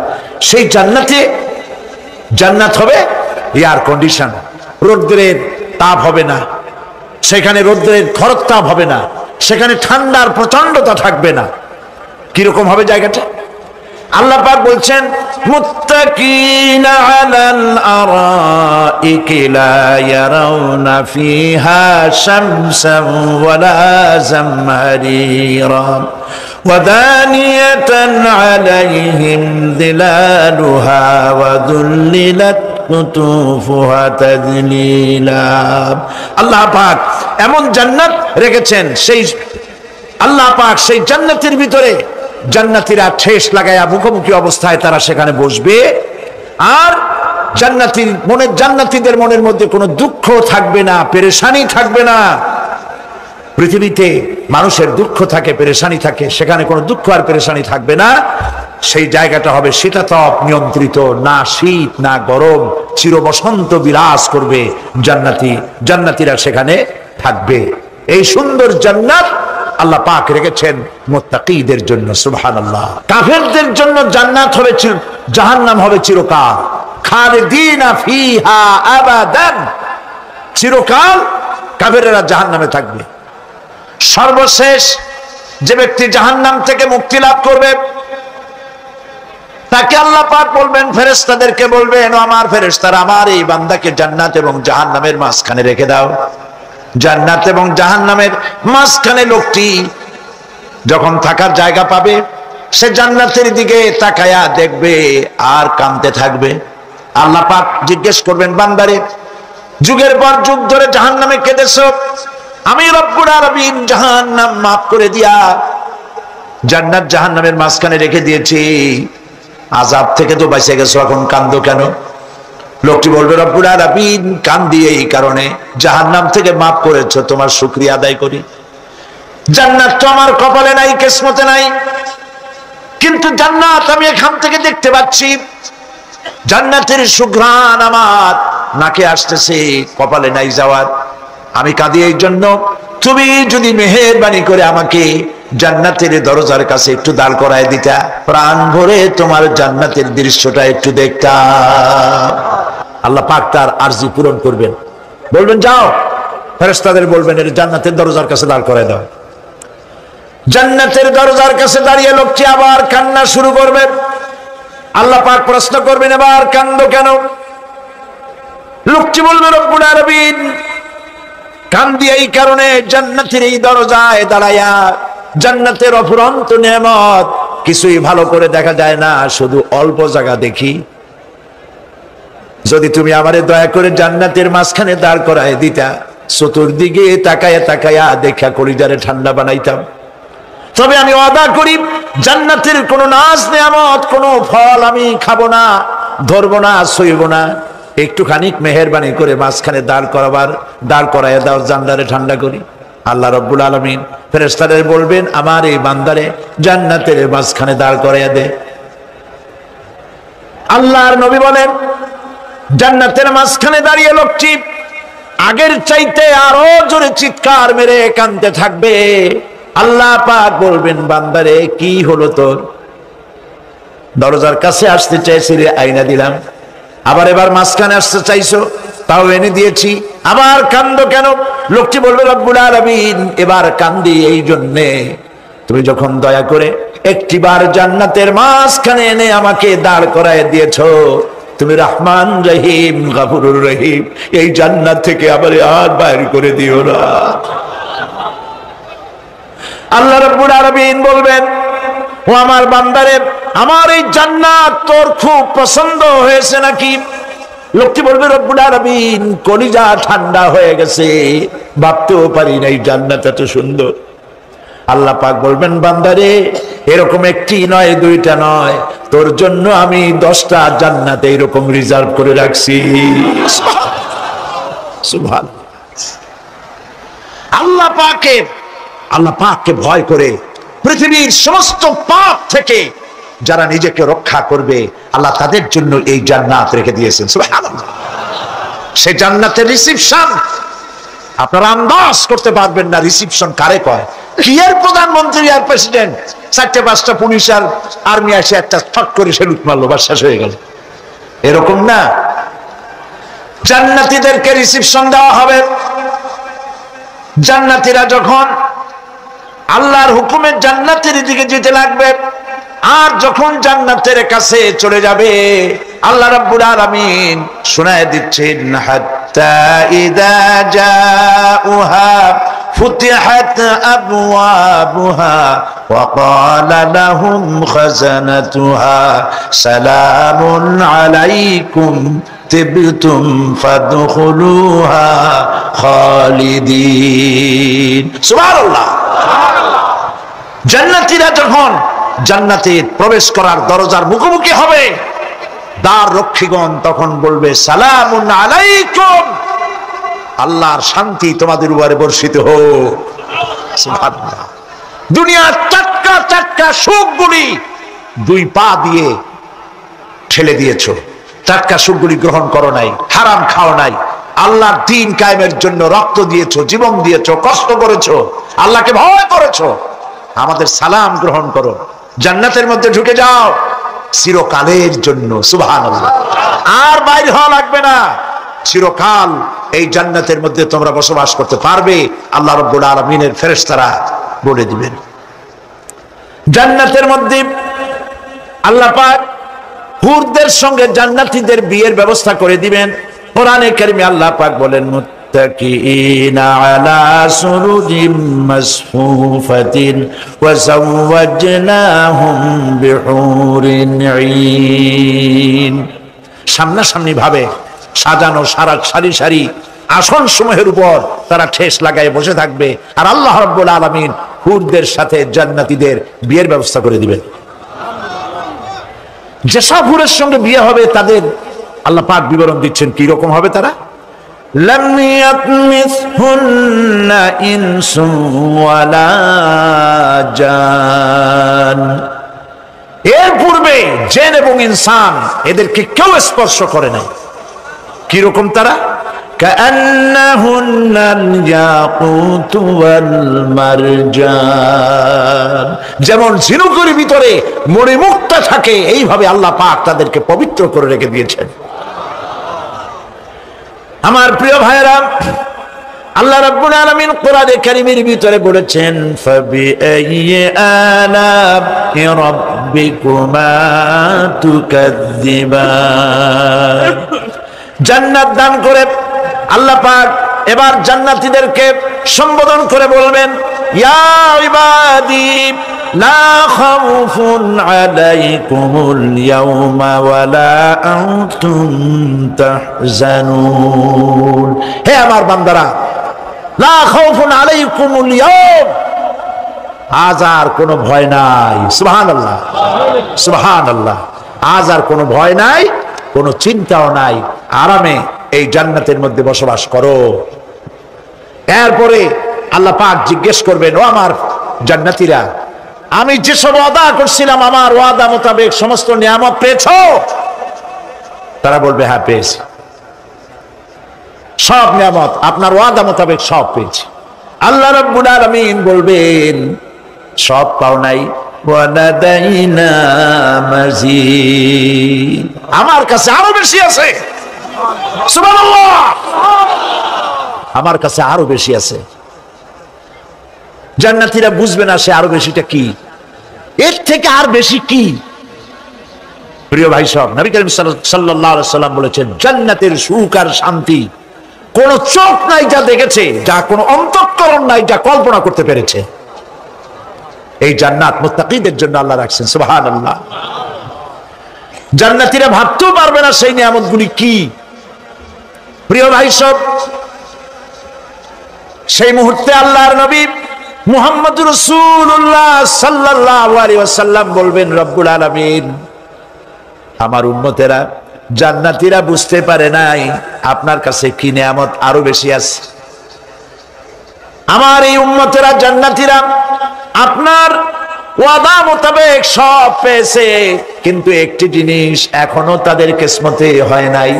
সেই জিনিসটা হলো যারা তার রবকে না দেখে শুধু কোরআন আর হাদিসের কথা শুনে আরবের ঘুম হারাম করে তাহাজ্জুদের নামাজ আদায় করেছিল, চোখের পানি ফেলেছিল, যারা জান্নাত দেখে নাই জাহান্নাম দেখে নাই, আপনাকে ভয় করে যারা জীবন পরিচালনা করেছিল, যারা আপনাকে দেখে নাই, না দেখে শুধু কোরআন হাদিস বিশ্বাস করে যারা অকাতরে নিজেদের জীবন বিলায় দিয়েছিল, এই জান্নাতীরা এখন পর্যন্ত তার রবকে দেখতে পারে নাই।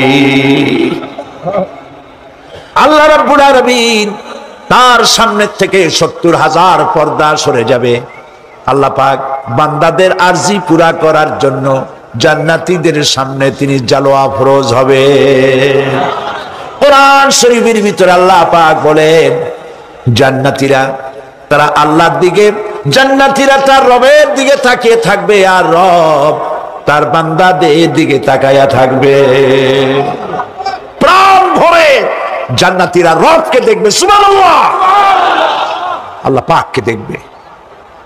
প্রাণ খুলে আজ দোয়া করি রব্বুল আলামিন জান্নাতের যেই পরিবেশে যেই জায়গায় তুমি দয়া করে তোমার গোলামদেরকে তুমি নিজেই দর্শন দিবে, দেখা দিবে। মনিব গো, ও আমাদের রব, আজ এই বিশাল জনসমুদ্র নিয়ে তোমার দরবারে আবেগ ভরা কণ্ঠে বলি, যে অনুষ্ঠানটি তুমি এমন মুবারক অনুষ্ঠান করবে যেখানে তুমি জান্নাতীদেরকে দেখা দিবে, ওই জান্নাতের কোনো একটি, ওই অনুষ্ঠানের কোনো একটি কোনায় কানায় আমাদেরকেও দাঁড় করাইয়া দেখার তো। প্রিয় ভাই সব, আল্লাহ রাব্বুল আলামিন মানুষের সামনে এত সব নিয়ামত রেখেছেন, এই জান্নাত দান করবেন। এরপরে আল্লাহ রাব্বুল আলামিন কোরআনে কারীমের মধ্যে বলেছেন রব্বিস সামাওয়াতি ওয়াল আরদি ওয়া মা বাইনাহুমার রাহমানি লা ইয়ামলিকুনা মিনহু খিতাবা। এসব পুরস্কার রয়েছে তোমাদের সেই রবের পক্ষ থেকে যিনি আকাশ আর জমিনের মালিক। সুবহানাল্লাহ বলবেন না? যার সামনে কথা বলার ক্ষমতা কারো হবে না। এটি একটি মারাত্মক কথা। কিয়ামতের দিন আল্লাহর দরবারে কেউ কথা বলতে পারবে না আল্লাহর নির্দেশ ছাড়া। একটি আকীদা পরিষ্কার করে নিয়ে যান আপনাদের, সে আকীদাটা এভাবে পরিষ্কার করুন, কোন পীর সাহেব, কোন খাজা বাবা, কোন মাওলানা, কোন মুহাদ্দিস, কোন বুজুর্গ আপনাকে সুপারিশ করতে পারবে না যদি না আল্লাহ পাক তাকে কথা বলার তৌফিক না দেন। মনে থাকবে এটা। আয়াতুল কুরসির ভিতরে আমরা পড়ি মান যাল্লাযী ইয়াশফাউ ইনদাহু ইল্লা বিইযনিহি। আল্লাহ পাক বলেছেন কিয়ামতের দিন আল্লাহর দরবারে কার সাহস আছে কথা বলতে পারে? মান যাল্লাযী ইয়াশফাউ ইনদাহু ইল্লা বিইযনিহি। আল্লাহর ওয়াদা ছাড়া, হুকুম ছাড়া আল্লাহর সামনে কথা বলার সেদিন কেউ থাকবে না। সুবহানাল্লাহ। কেউ কথা বলতে পারবে না।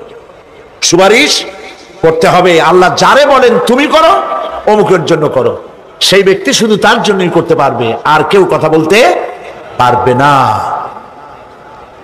সেই কঠিন হাসরের ময়দান যেদিন শুধুমাত্র আল্লাহ পাক কথা বলবেন, আর যারে বলতে বলবেন সেই কেবলমাত্র বলতে পারবে। সুপারিশ এটি আল্লাহ পাক কিয়ামতে পারমিশন দিলে বলা যাবে। হযরত ইব্রাহিম আলাইহিস সালাম, হযরত ইব্রাহিম আলাইহিস সালাম কিয়ামতের দিন তার নিজের পিতা সম্পর্কে সুপারিশ করবেন রব্বুল আলামিন, আমার আব্বার জন্য সুপারিশ করতেছি, মেহেরবানি করে জাহান্নাম থেকে তারে আপনি রক্ষা করুন। আল্লাহ রব্বুল আলামিন বলবেন ইব্রাহিম তোমার সুপারিশ মঞ্জুর হবে না। প্রিয় ভাই সব, একটু মাথা খাটান, চিন্তা করেন। জাতির পিতা কে? জাতির পিতা চিল্লায় বলুন, কলিজা সাফ করে ফেলুন। মুসলমানদের জাতির পিতা হাফিজ আবি কেউ হতে পারে না।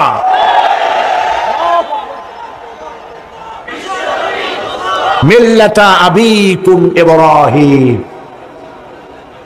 ইব্রাহিম আলাইহিস সালাম এই মিল্লাতের পিতা। সুবহানাল্লাহ। হযরত ইব্রাহিম আলাইহিস সালাম কিয়ামতের দিন বলবেন আল্লাহ আমার আব্বার জন্য সুপারিশ করছি। আল্লাহ পাক বলবেন মঞ্জুর হবে না। আজর তোমার পিতা হতে পারে, কিন্তু আমার খলিলকে আগুনে ফেলার জন্য নমরুদকে সে সহযোগিতা করেছে, আমি তোমার পিতাকে ক্ষমা করব না। নবী করিম সাল্লাল্লাহু আলাইহি সাল্লামকে সাহাবায়ে কেরাম জিজ্ঞেস করেছেন, হে রাসূল আপনার আব্বা এবং আম্মার অবস্থা কি হবে? নবী করিম সাল্লাল্লাহু আলাইহি সাল্লাম কেঁদে ফেলেছেন।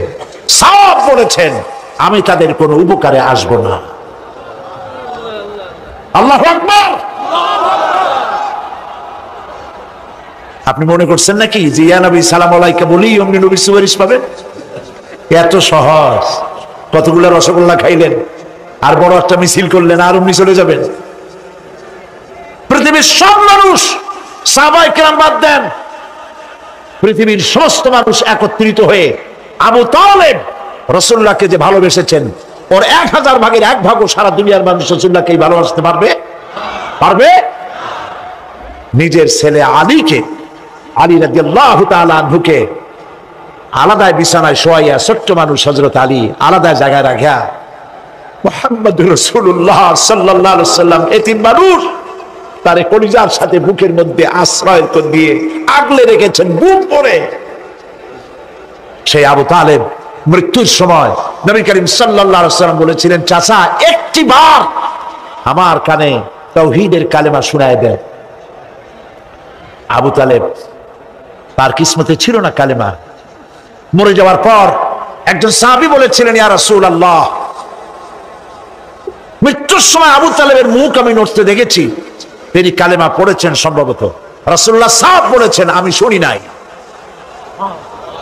এত ভালোবাসার পরেও হাদিস শরীফে এসেছে আবু তালেব জাহান্নামে যাবে। কোথায় যাবে?